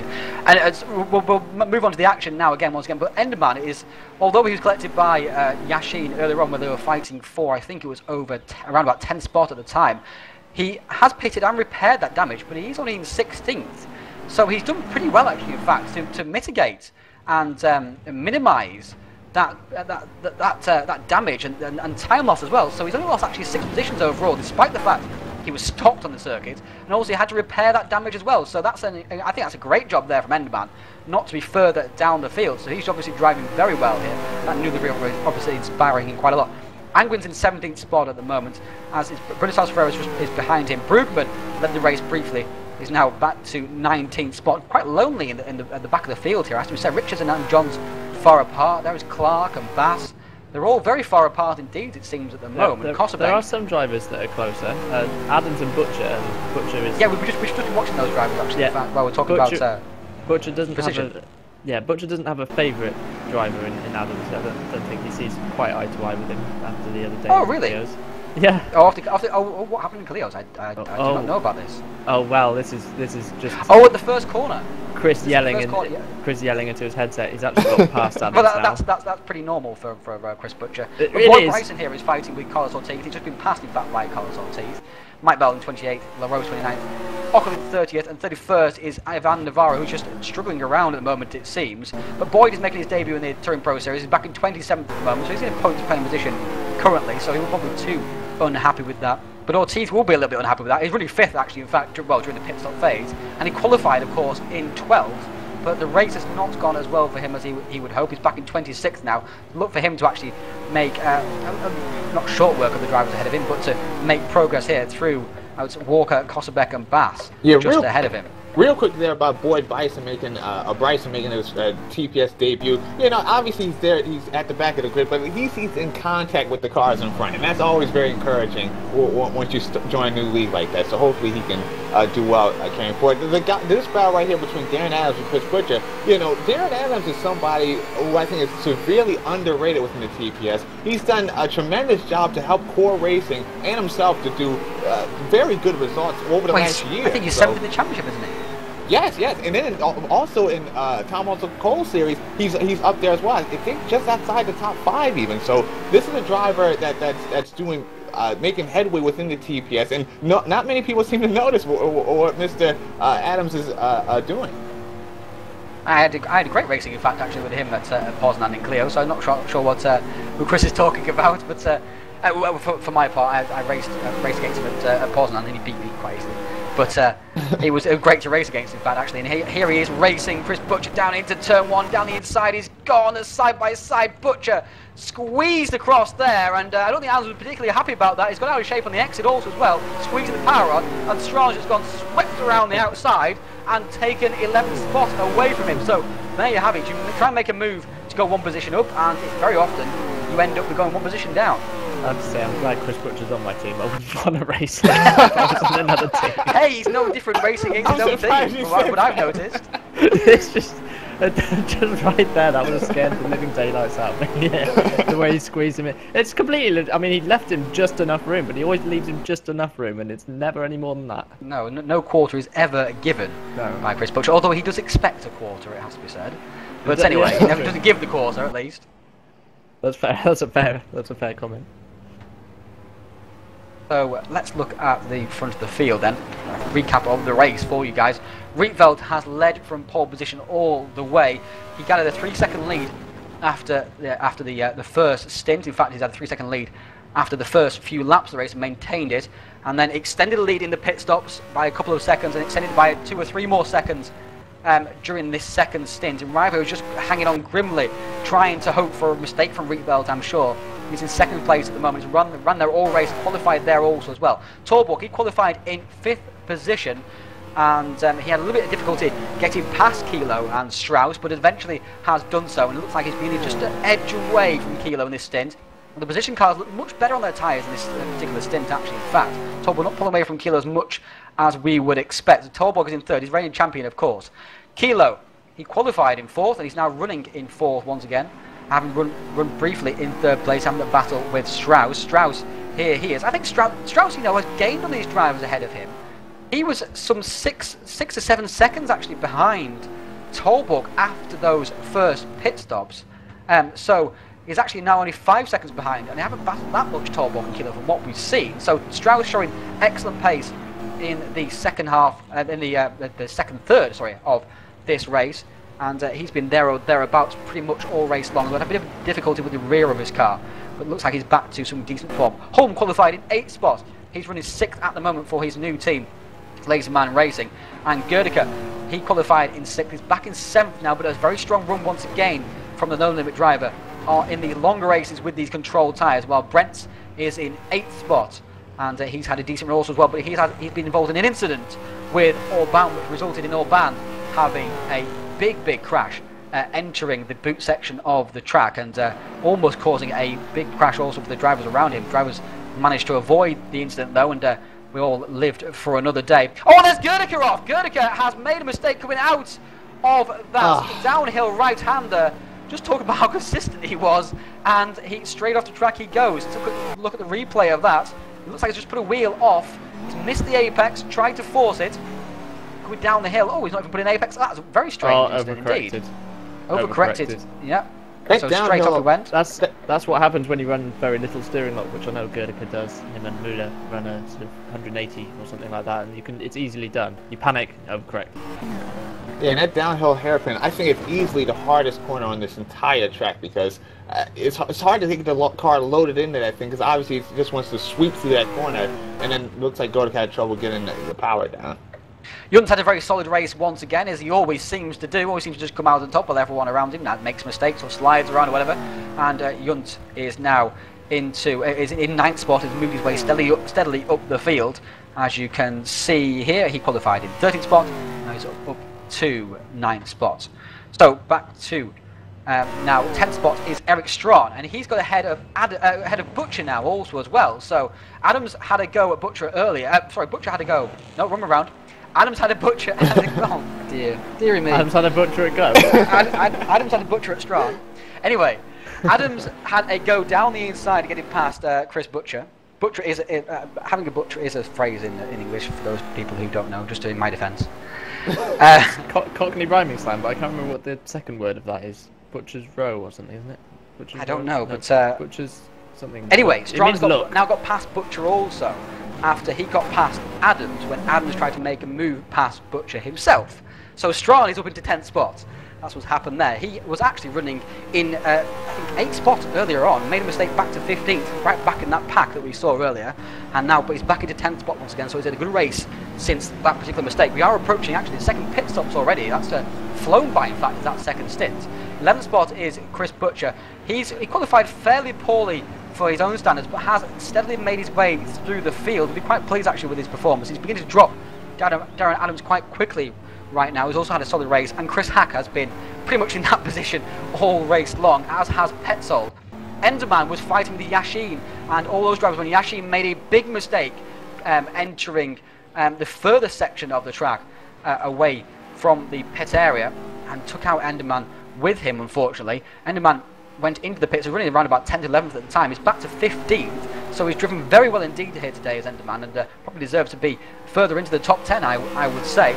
He's in 15th at the moment, with Angwin right behind him, and Angwin has just consistently been consistent this season so far. Not been spectacular, but not made any silly mistakes either. Has been gaining lots and lots of points in his debut TPS season. Yeah, and it's helped DPG Motorsports to sit 6th in the standings outright, because obviously Angwin's teammate is Matthew Orban, who unfortunately, of course, DNF very early on into this race. But regardless, DPG Motorsports, they sit 6th place overall. Sorry to interrupt, Danny, but Yves LaRose has run out of fuel on lap 23, and we know we can go 16 laps, and he's been into the pits, and now he's out of fuel. So that's a wasted particular race for Yves LaRose, and he won't finish any higher than 31st now as a result, one would imagine. Still waiting for Austin de Navarro to come through with their damaged cars, but how on earth has he done that? How has he done that? I'm not quite sure at all. That's a strange retirement. By the way, but anyway, Butcher's hook means look. Oh, I see. Sorry, Lennon's important. Have a Butcher's hook.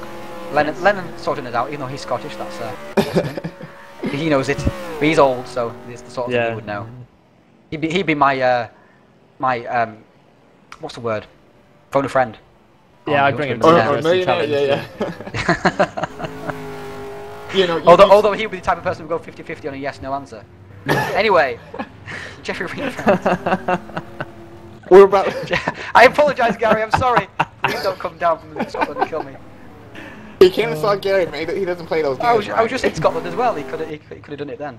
Anyway, Reinfeldt is still leading this race by 8.9 seconds from Rivo. Rivo seems to be able to hold that gap, doesn't he, in the second half of the stint? Very well indeed. But the first half has got blinding pace from Reinfeldt.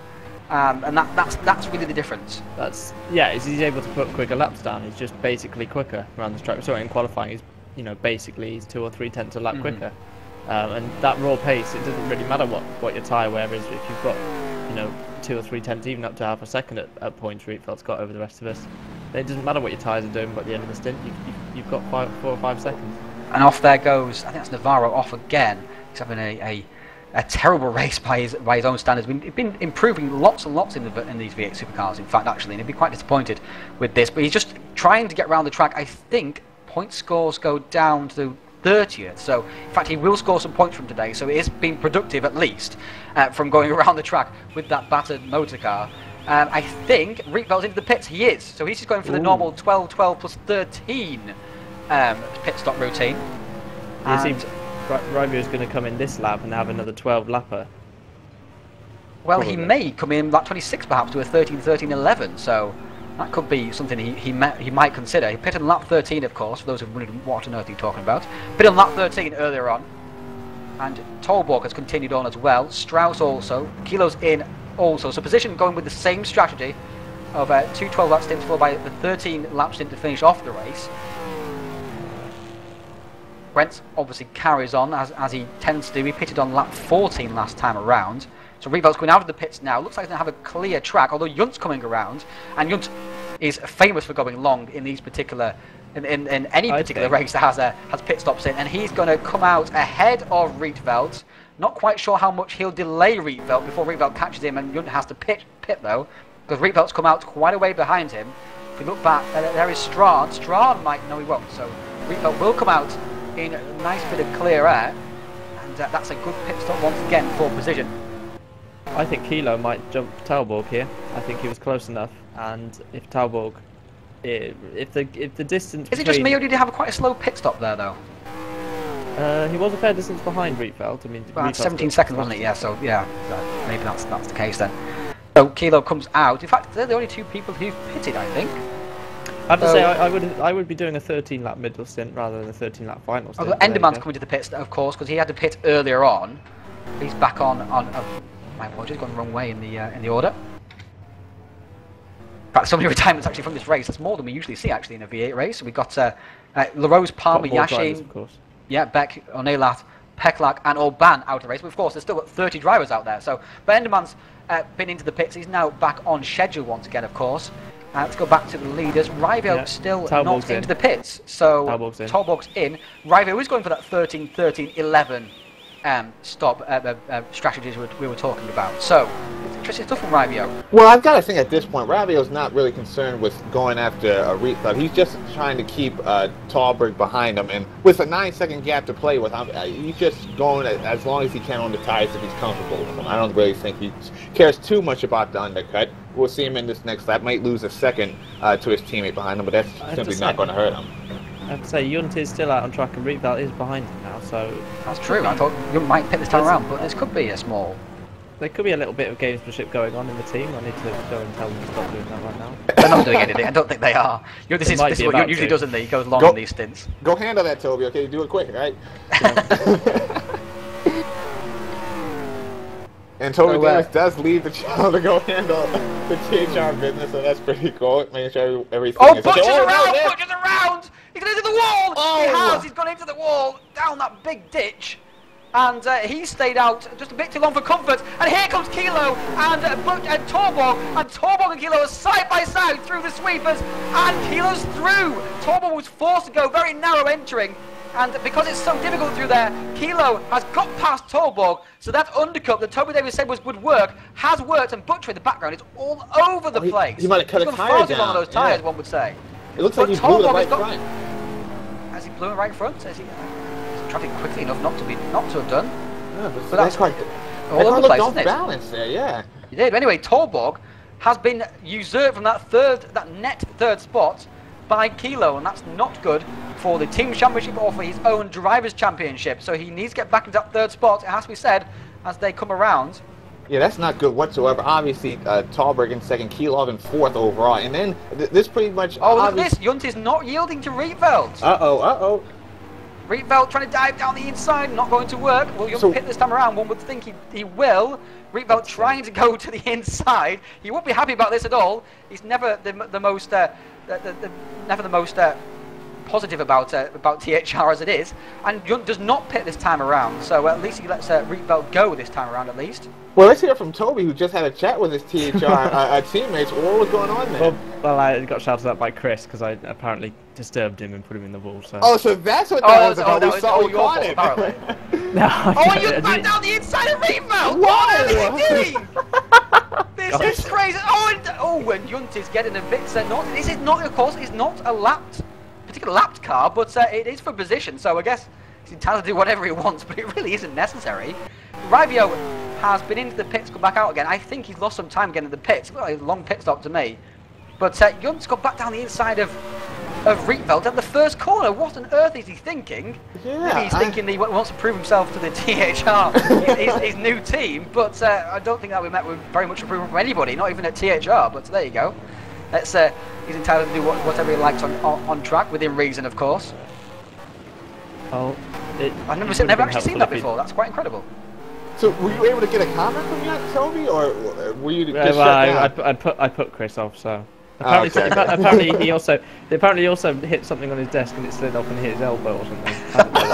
So what was going on? Sounds like a party in his house, quite frankly. Well, we caught him. He was all over the place for at least half a lap there on the broadcast, but we had a dead arm. I used to do when I was little, and my sister used to talk to me when I was playing. Now you look what you made me do. Yeah. You made me jump off this cliff and I died. I've lost my life now. That's basically what Chris has just done. But into the pits comes Kevin Brent, and he has just violated the pit entry rules by doing that. I didn't think he was coming in as a result, but he is coming to the pit, so that's another penalty for Kevin Brent, it has to be said, because he's almost certain to get one for the Marty Orban contact. Also into the pits comes Junt as well. So, hello, Junt got it slowed down, taking the THR mantra of push as hard as you can into the pits a little bit too far there. Yeah. But no harm done in the end. Kilo is pulling away from Torborg at the moment. This is the battle on track, it has to be said. This will be a titanic battle over the rest of this stint, I think. And so Strauss has not lost time to He's lost like 17 seconds to the guys ahead of him, but he hasn't. He's actually only 5 seconds behind, so he's back to where he was before the pit stops. Here comes Kevin Brent out of the pits. He led the race briefly.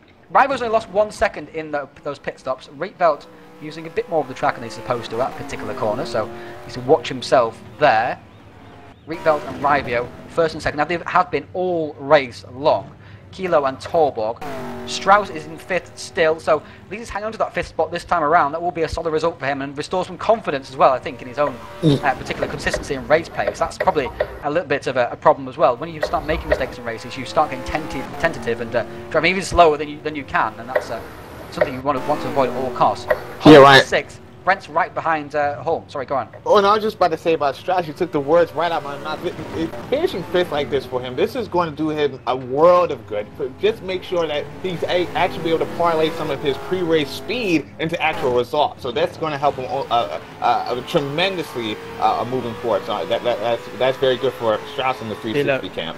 Kilo and Talborg are nose to tail, by the way. Kilo has lost out a little bit on this lap to Talborg.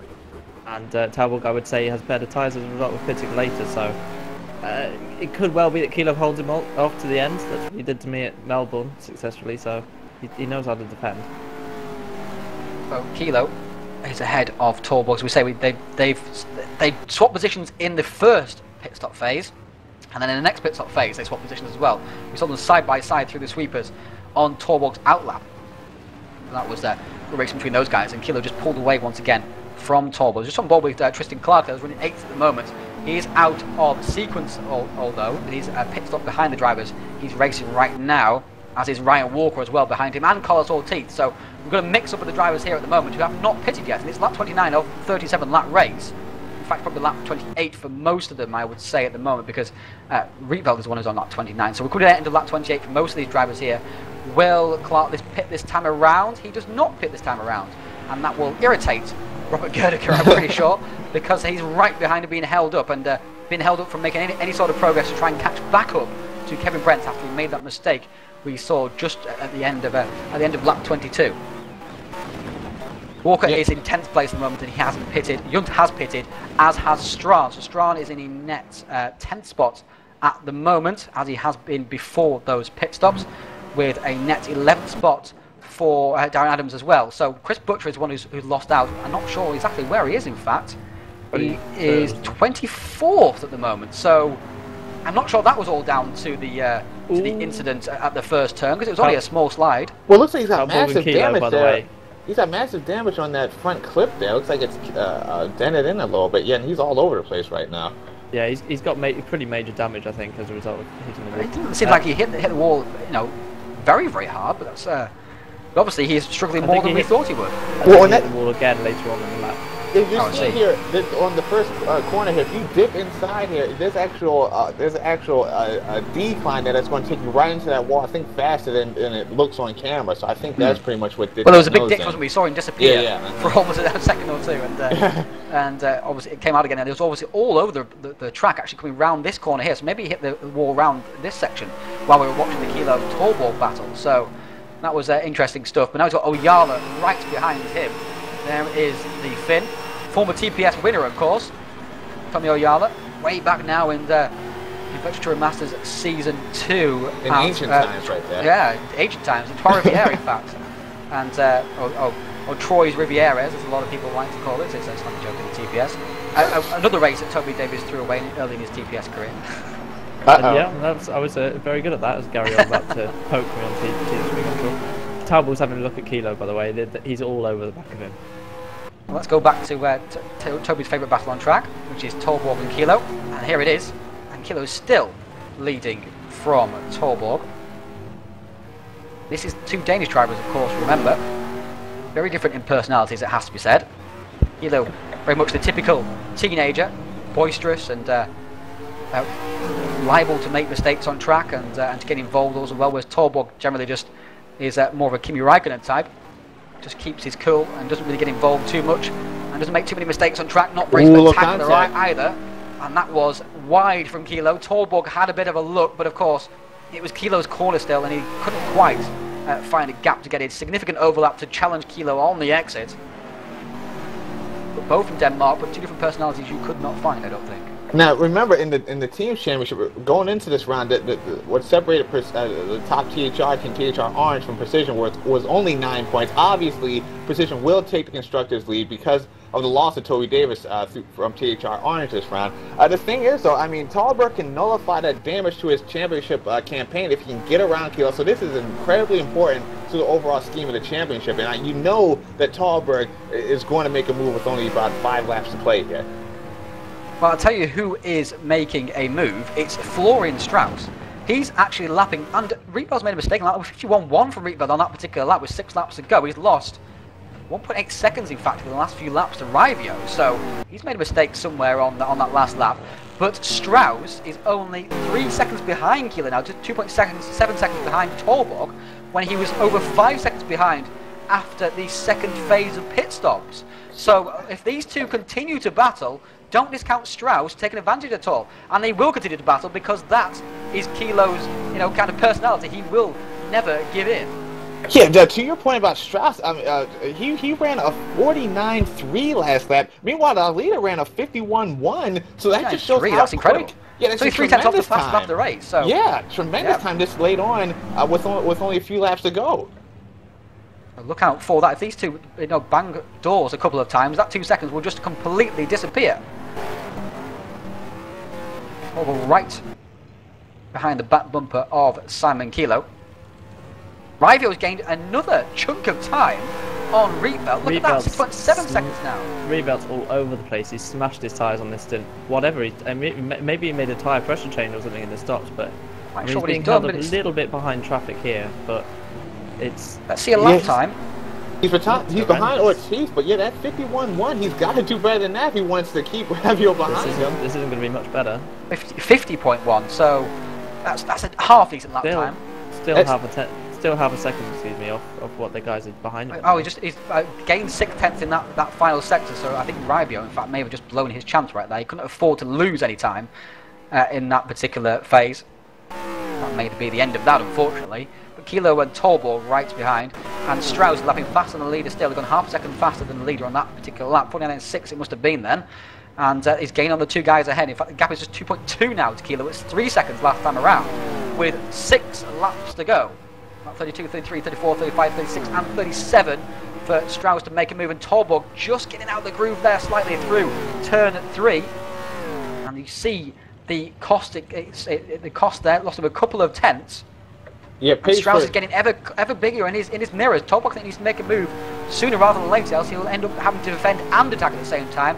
And I know no driver enjoys doing that. Yeah, pace for Strauss that was 49.7. Meanwhile, Kilo was on a 50.4. So yes, Strauss is going to get there. It's only a matter of time. Talberg's going to need to get around Kilo. So it looks like he's holding Talberg up quite a bit. So Oyala has got, and Oyala and I think Bass have got past Chris Butcher. So 21st, 22nd. Butcher's back in 24th still. Ryan Walker come into the pits on lap 31 for him. So not quite sure what kind of strategy he was on. Maybe he pitted very early on to repair some damage, but here he's now rejoined back in the 18th spot, right next to his Aerostream Motorsport teammate Matt Richards. There he is, 18th and 19th. What is the gap now between River and Rietveld has stabilised now at 7.3 seconds. So Rietveld, I think, has adjusted to whatever adjustments he made in this particular stint. 1.7 seconds now the gap between Strauss and Kilo. So 1.3 seconds in less than 2 laps he's gained. And it looks maybe a little bit smaller than that through this final sector also. So Strauss really has got the eyes on here. Yeah, I'm very surprised by this because Strauss has just been nowhere at the end of these races. Does not seemingly have the pace to compete with the Faster front the leader runner. again. Yeah, Strauss has seemed to. But you know what? At Adelaide, he did something similar to this too. He's like only 2 tenths behind the Kilov's time at the end of that race. So maybe Strauss has this car hooked up where it's less fuel in it, and it really comes alive for him. Because again, we see him do very well in quality pace, and at the end of this. And I don't even know, it's not even the end of the first stint, it's not the end of the second stint, it's the end of the third stint where this 360 racing car seems to come alive for him. Well, maybe it just doesn't feel right at the start of the stint. The rest of the race, adjusting it like in NASCAR.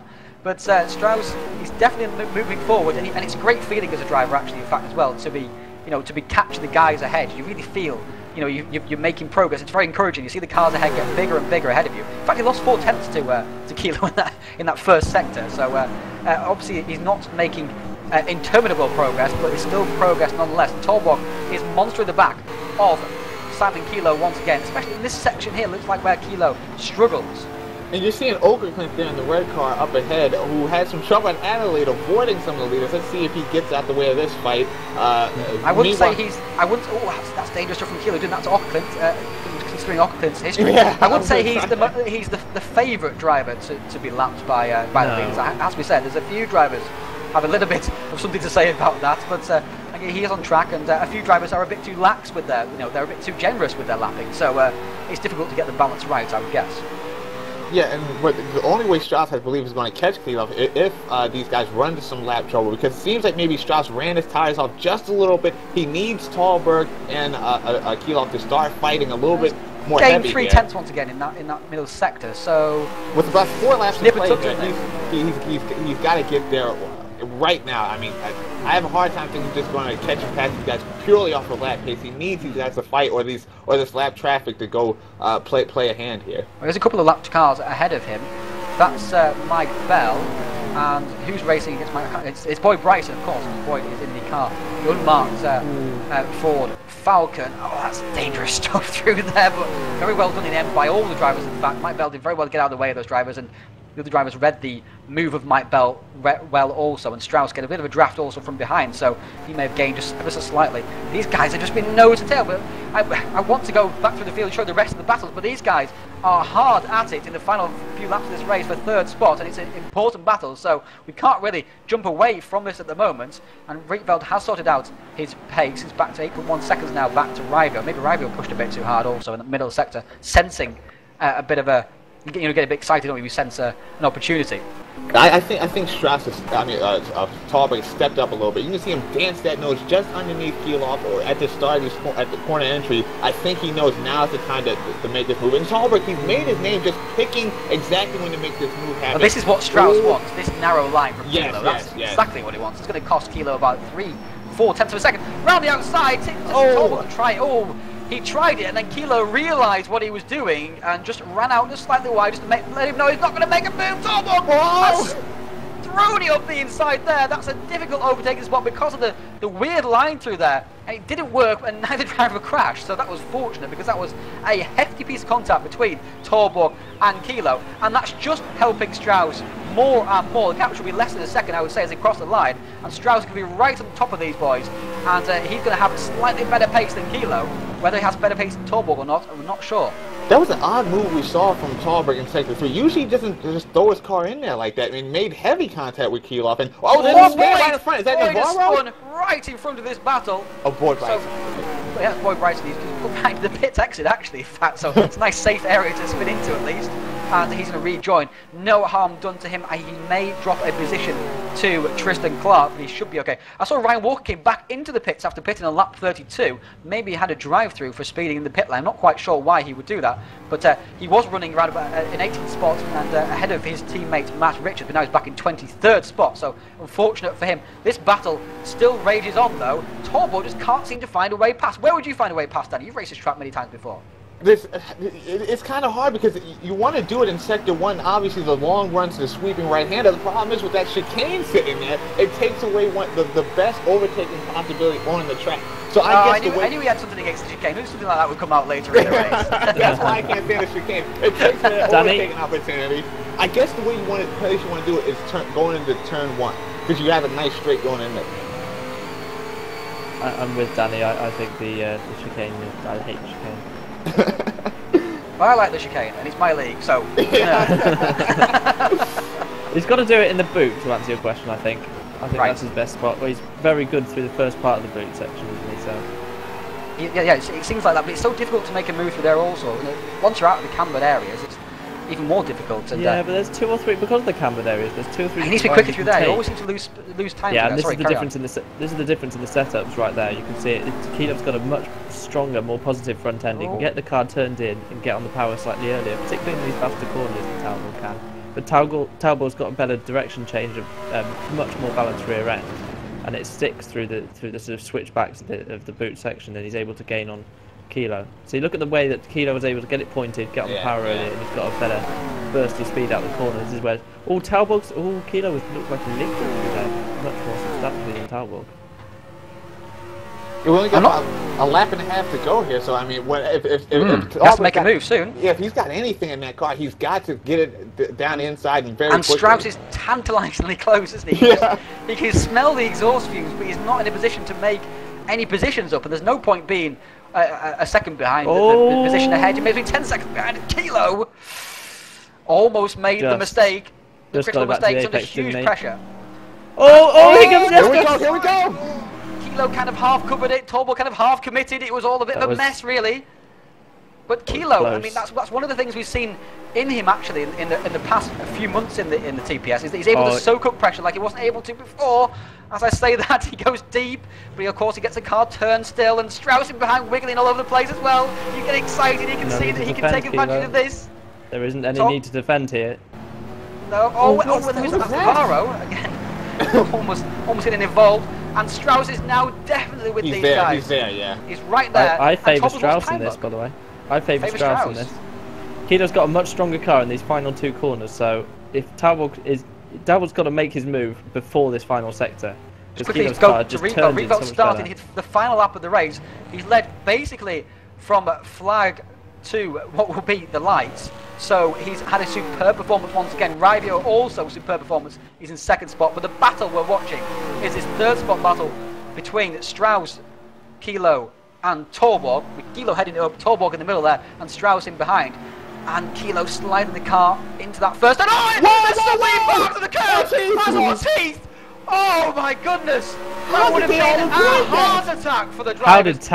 How did Talbot miss him then? He was He right must have been behind him. blindsided. Must have been blindsided. Let's go on board with him. This is what Torborg would have seen. If you ever question the reflexes it takes to sim race and the drive, look at that! Wow! Goodness me, that is superb driving. How do you do that? From Torborg. And Strauss must have been even more unsighted, surely. That could have been. Run back and watch it from Strauss's point of view. That could have been a championship save for Talbot right Strauss could see what was happening ahead. I don't know. Anyway, back to live action. Nobody's changed positions, but everyone, I think, has got a few more grey hairs and a few less years in their life. That was tremendous. Me, Ortiz has had a few problems at that first turn and almost critical to this third place battle. But well done to these drivers for avoiding it. Well done to Ortiz for not panicking and, you know, gassing it up, trying to get it out of the way too quickly. It's always key to stay still in those sort of situations.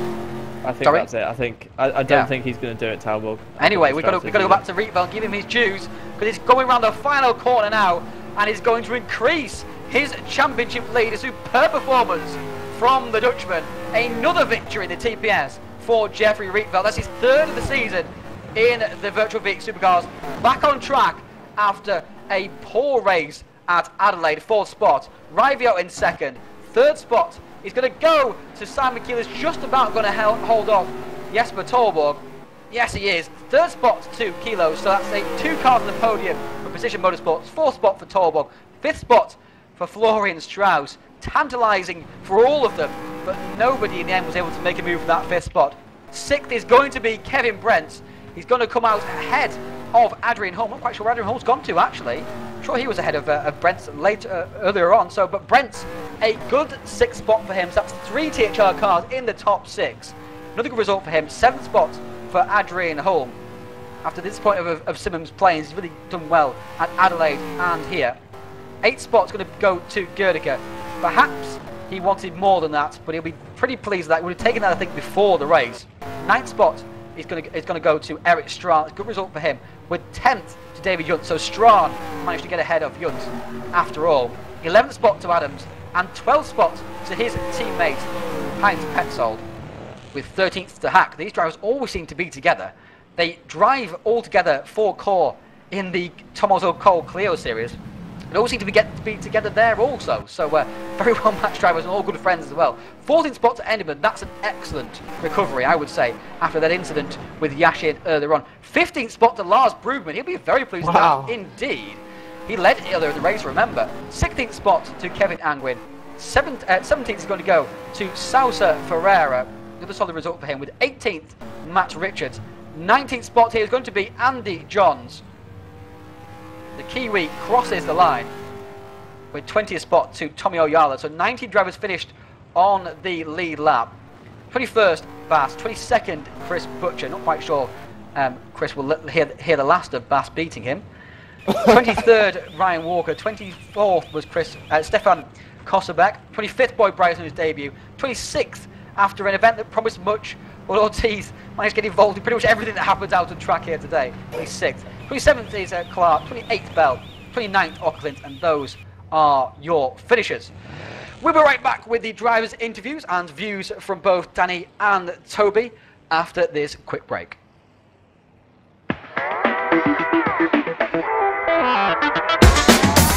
GamePod, the ultimate race rig for those serious about sim racing. Puts you in the driver's seat with all the controls at your fingertips.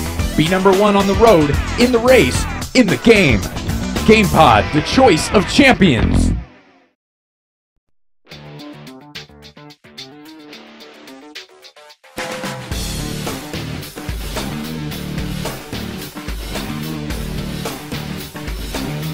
Inside SimRacing.tv, the fastest show on the internet. Sim racing news and reviews since 2007, with new shows every week.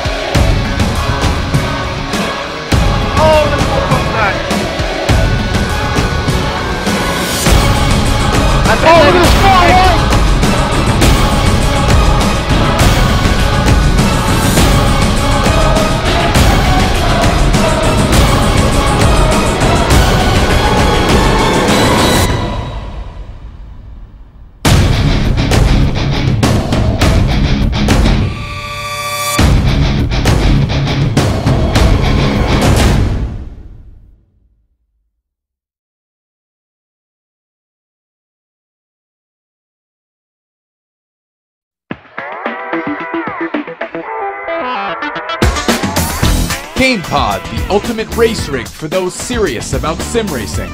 Puts you in the driver's seat with all the controls at your fingertips. Be number one on the road, in the race, in the game. GamePod, the choice of champions. I think if you interview Butchie, he's not going to be happy.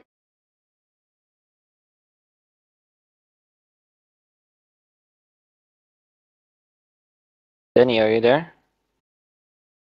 Hello and welcome back to the Virtual V8 Supercars 2013 from Watkins Glen. Apologies for the drivers chatting there during the live broadcast. And I've got the drivers' interviews and their thoughts after that race. And of course, first of all, we've got to start with the race winner and once again dominating in this 200-kilometer control tyre format, Jeffrey Rietveld. Congratulations once again. Yeah, thanks a lot. Now we're seeing the same kind of template that we saw at Melbourne. You get a lead earlier in the stint and then just maintain that. Is that part of the plan, or does it just kind of fall that way? It's part of the plan, getting pole and driving away at the beginning, staying out of trouble. It's part of everyone's plan, I would guess.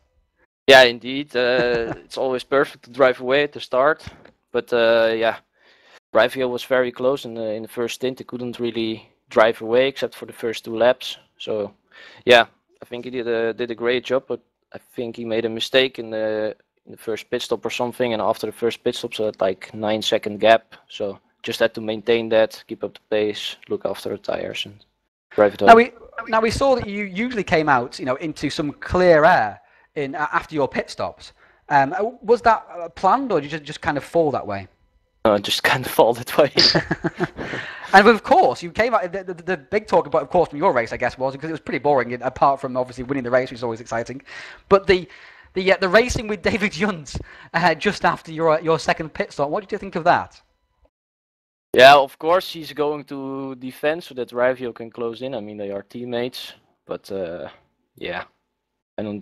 I don't think it's really needed to do that to defend, but yeah, it was for position in the end. He didn't pit yet, so he has the right to do so. Fair enough. And of course, we go to Montreal in a couple of weeks' time. Same format.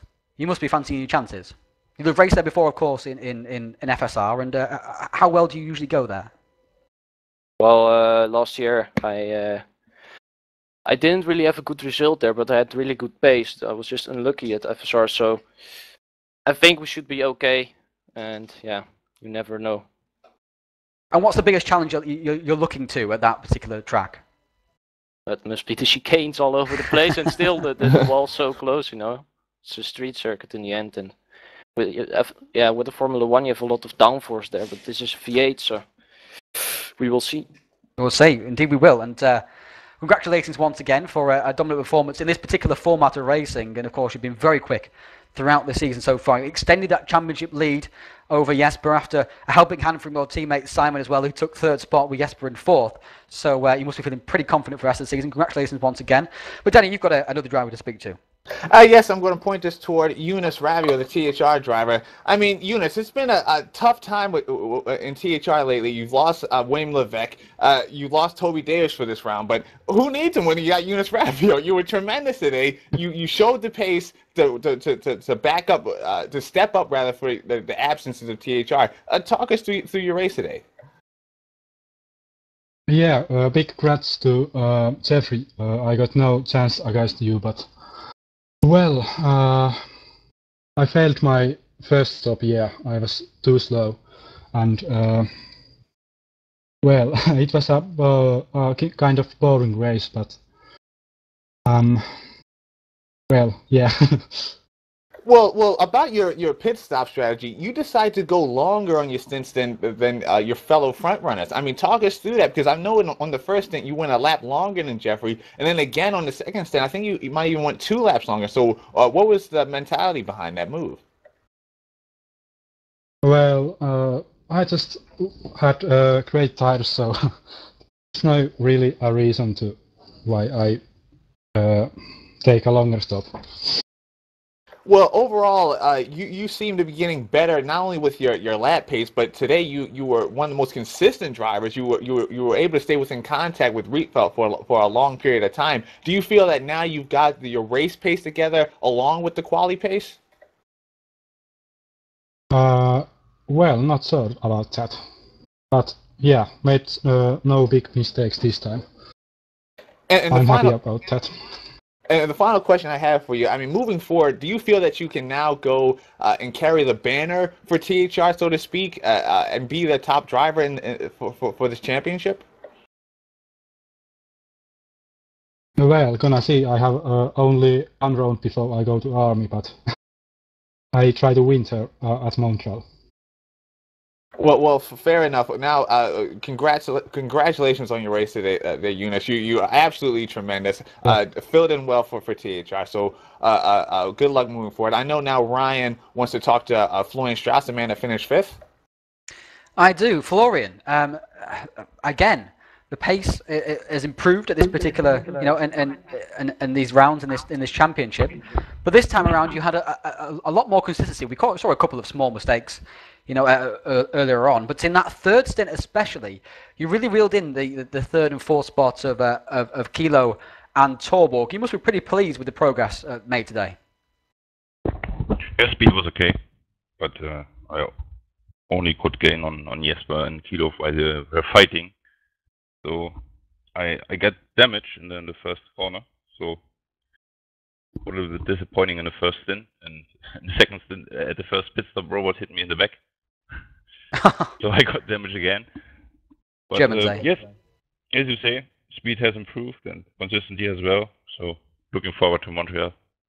Yeah, we must improve your confidence quite a bit because obviously earlier in the season, you had a little bit of pace or you had a lot of pace, but the race consistency wasn't there. It must have restored quite a lot of confidence back into you. I mean, obviously, 5th spot's not where you kind of want to be at, being a former champion, but it's a step in the right direction, isn't it?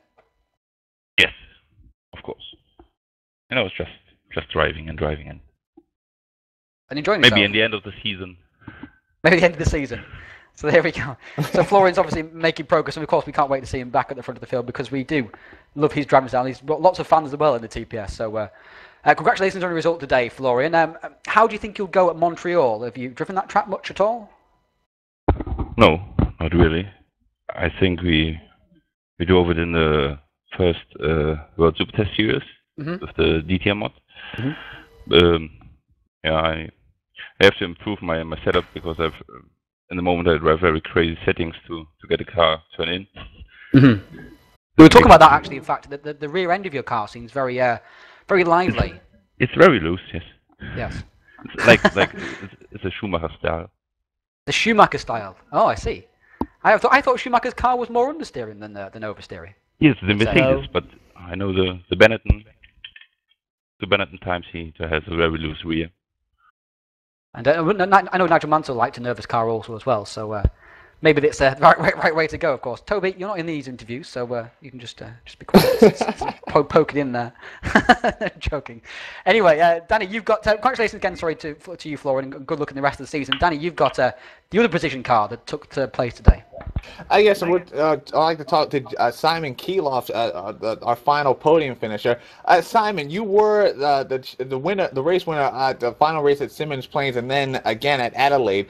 Today, you couldn't continue your streak, but 3rd place, a very good result. How do you feel about how your race went? Well, yeah, we had some other tires today, and I didn't really have a lot of time to test because of exams and next week. So yeah, I only got like 2 hours practice. But it was a good race. A bit hard with Jesper and Florian.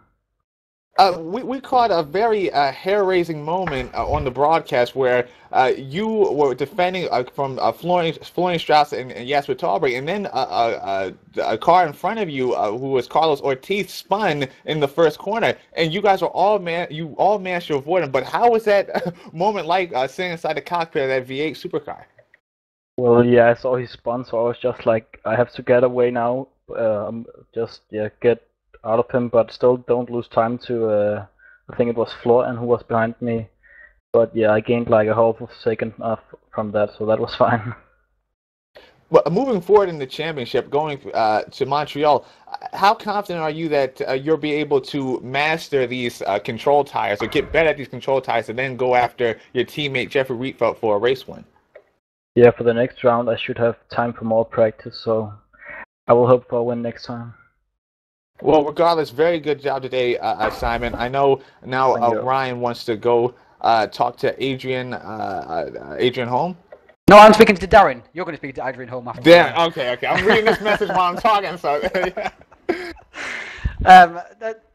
Darren, you've had a very, very solid season so far, and another solid result here today at Watkins Glen.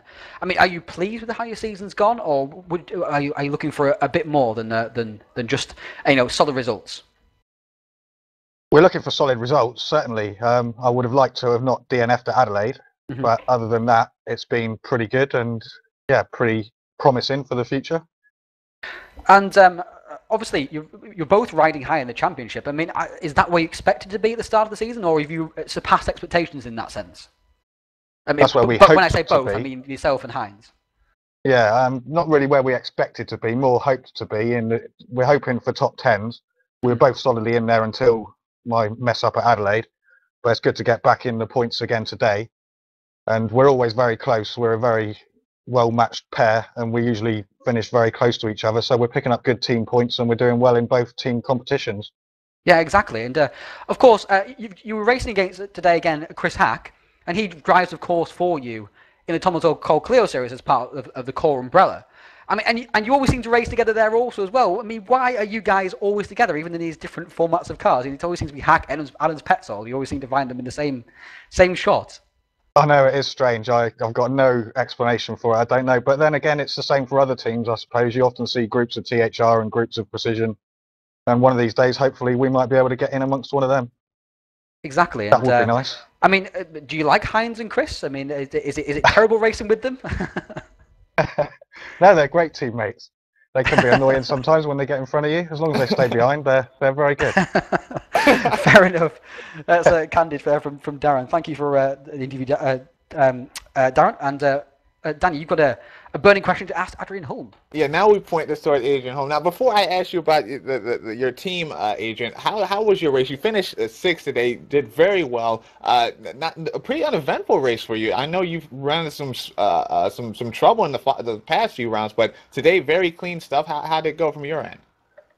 6th, that was better than I knew, but never mind. Yeah, I had a good race today. It was nice to just have a clean run from the start to finish. Not much happening, just trying to pull as much as you can out of the car all the time, and it was great fun actually. Now, on to your team change. Obviously, through the first 4 rounds of the championship, you've been with Ice Cold Racing. You've been their star driver pretty much. You switched now to Lazy Man Racing, an iRacing organization. I mean, talk us through that change and how it is to be away from the Ice Cold umbrella. It's a big change, to be honest, because Ice Cold was just always guys on you could chat to, have a talk about what to do with the car, I mean, you can talk about anything with them, and such a great bunch of guys. So it's pretty lonely today in TeamSpeak, but it's got, it's hard to describe, but it's since they wanted me to change, Lazy Man Racing wanted me to drive for them, so I pretty much just had to kneel. Well, moving forward in the championship, how do you feel the outlook looks now with Lazy Man Racing as opposed to Ice Cold Racing? I mean, I've always run my own setups in Ice Cold, and so it's not much of a change from there. But you pick up some few stuff from the other guys, but it's not really that big of a change. I mean, I still race home. I don't like going to it's not my work, so it's not that big of a change, to be honest. Well, fair enough, Adrian. Regardless, nice job today. It helps you in your championship quest. Now, I believe that's going to wrap up our driver interviews, and that's pretty much just going to get to the final thoughts here, Ryan. Yeah, thanks, Danny, and thank you to the drivers for sharing their thoughts also, and a good luck to all of them, of course, in the rest of the campaign. And thanks to them, of course, as well for entertaining us all afternoon. They're the drivers they are the showmen on track. Toby, I want to get a quick word from yourself. Obviously, you stayed out of the driver interviews here, but having heard what people have to say here. Well, apart from obviously interrupting me, that's the third time. I apologise for that. I forgot to mute my microphone. I'm joking. Anyway, I mean, to sum up that race for us, I mean, what are the thoughts you'll take away? I mean, just as a spectator, but also as a THR, obviously boss. I mean, nothing's changed really. rFactor's still very quick on the controlled tyres. Precision's still doing a better job on this than us on the controlled tyres. It's nice to see UNAS doing well, and it was nice to see one or two different names in the top 10 for different periods through that race as well. Mm-hmm. And it was a challenge having everyone on track at the same time, obviously merging the two divisions, because Division 2 was a little light on numbers this time round. So it was a challenge out there, and I think a lot of people dealt with it very well, and we didn't see too much stupid driving either. So it was pretty. I know we saw a couple of big accidents, didn't we? And yet people didn't get involved afterwards, which has always been a key, hasn't it? That one or two car incidents often become, can often become 5 or 6 if drivers are just a little bit too careless. Yeah, I mean, apart from Chris dumping it in the wall when I said hi to him, there was not much wrong with the driving out there today. I mean, even the incidents we saw, I don't think there was, it was clear mistakes. There was nothing malicious. It was nothing stupid. Mm-hmm. They were genuine mistakes. Sometimes you see people throwing one at the inside or something, and it taking 4 or 5 cars out, and nothing happened today. So it was good. It was good to see. It's good to see, and of course we have promising runs from people like Ortiz and Orban and Yashin, which ultimately came to disappointment. But obviously, if you can't, speed is the first requisite, really, isn't it, for getting decent results. So I'm sure they'll be pretty encouraged by that. I mean, and so I'm sure they're not too disappointed, although they would like to have done better, and they'll come back fighting for Montreal. So that pretty much just wraps up our show here today. Thank you to Toby and Danny for joining me in the booth. Thank you to everybody for watching. Just a quick reminder of what we've got coming up. We keep telling about these things, but if you missed it earlier, we've got the Virtual Mini Challenge finale with champion to be Robert Wiesenmuller. Just needs to score 4 points in 2 races at Mid-Ohio, but it will nonetheless be an exciting couple of races, as it always is in the minis. That's next Friday from 7:15 GMT time. That's 8:15 in the UK and 9:15 in Central Europe. For other time zones, just check on the internet through Google. I'm sure that will always help. And the next event after that we've got is the Wednesday after. So a week on Wednesday, we have the finale of the Clio 2008 mod. It's not the finale of the championship. It's round 6 of 10 of the championship. But it's the last time we will use the Clio Cup 2008 mod, which has served us so well for 3.5 seasons. And then we have a 4-week break before we go to Croft, during which time the drivers will be able to get used to the new Clio Cup 2013 model. So looking forward to that. Exciting times ahead. Make sure you tune into those. Make sure you give us a like on Facebook as well, and give us a follow on Twitter if you're a tweeter or a Twitterer. I don't know how you say it these days. I'm getting too old. And obviously you can subscribe on YouTube as well. We can find all previous broadcasts and highlight packages as well. And of course, don't forget that if you want any sim racing rigs, make sure you go to gamepod.co.uk. They are the #1 manufacturers in the world, longest running manufacturers in the world. They really know their stuff. Thanks for watching, and we'll see you again.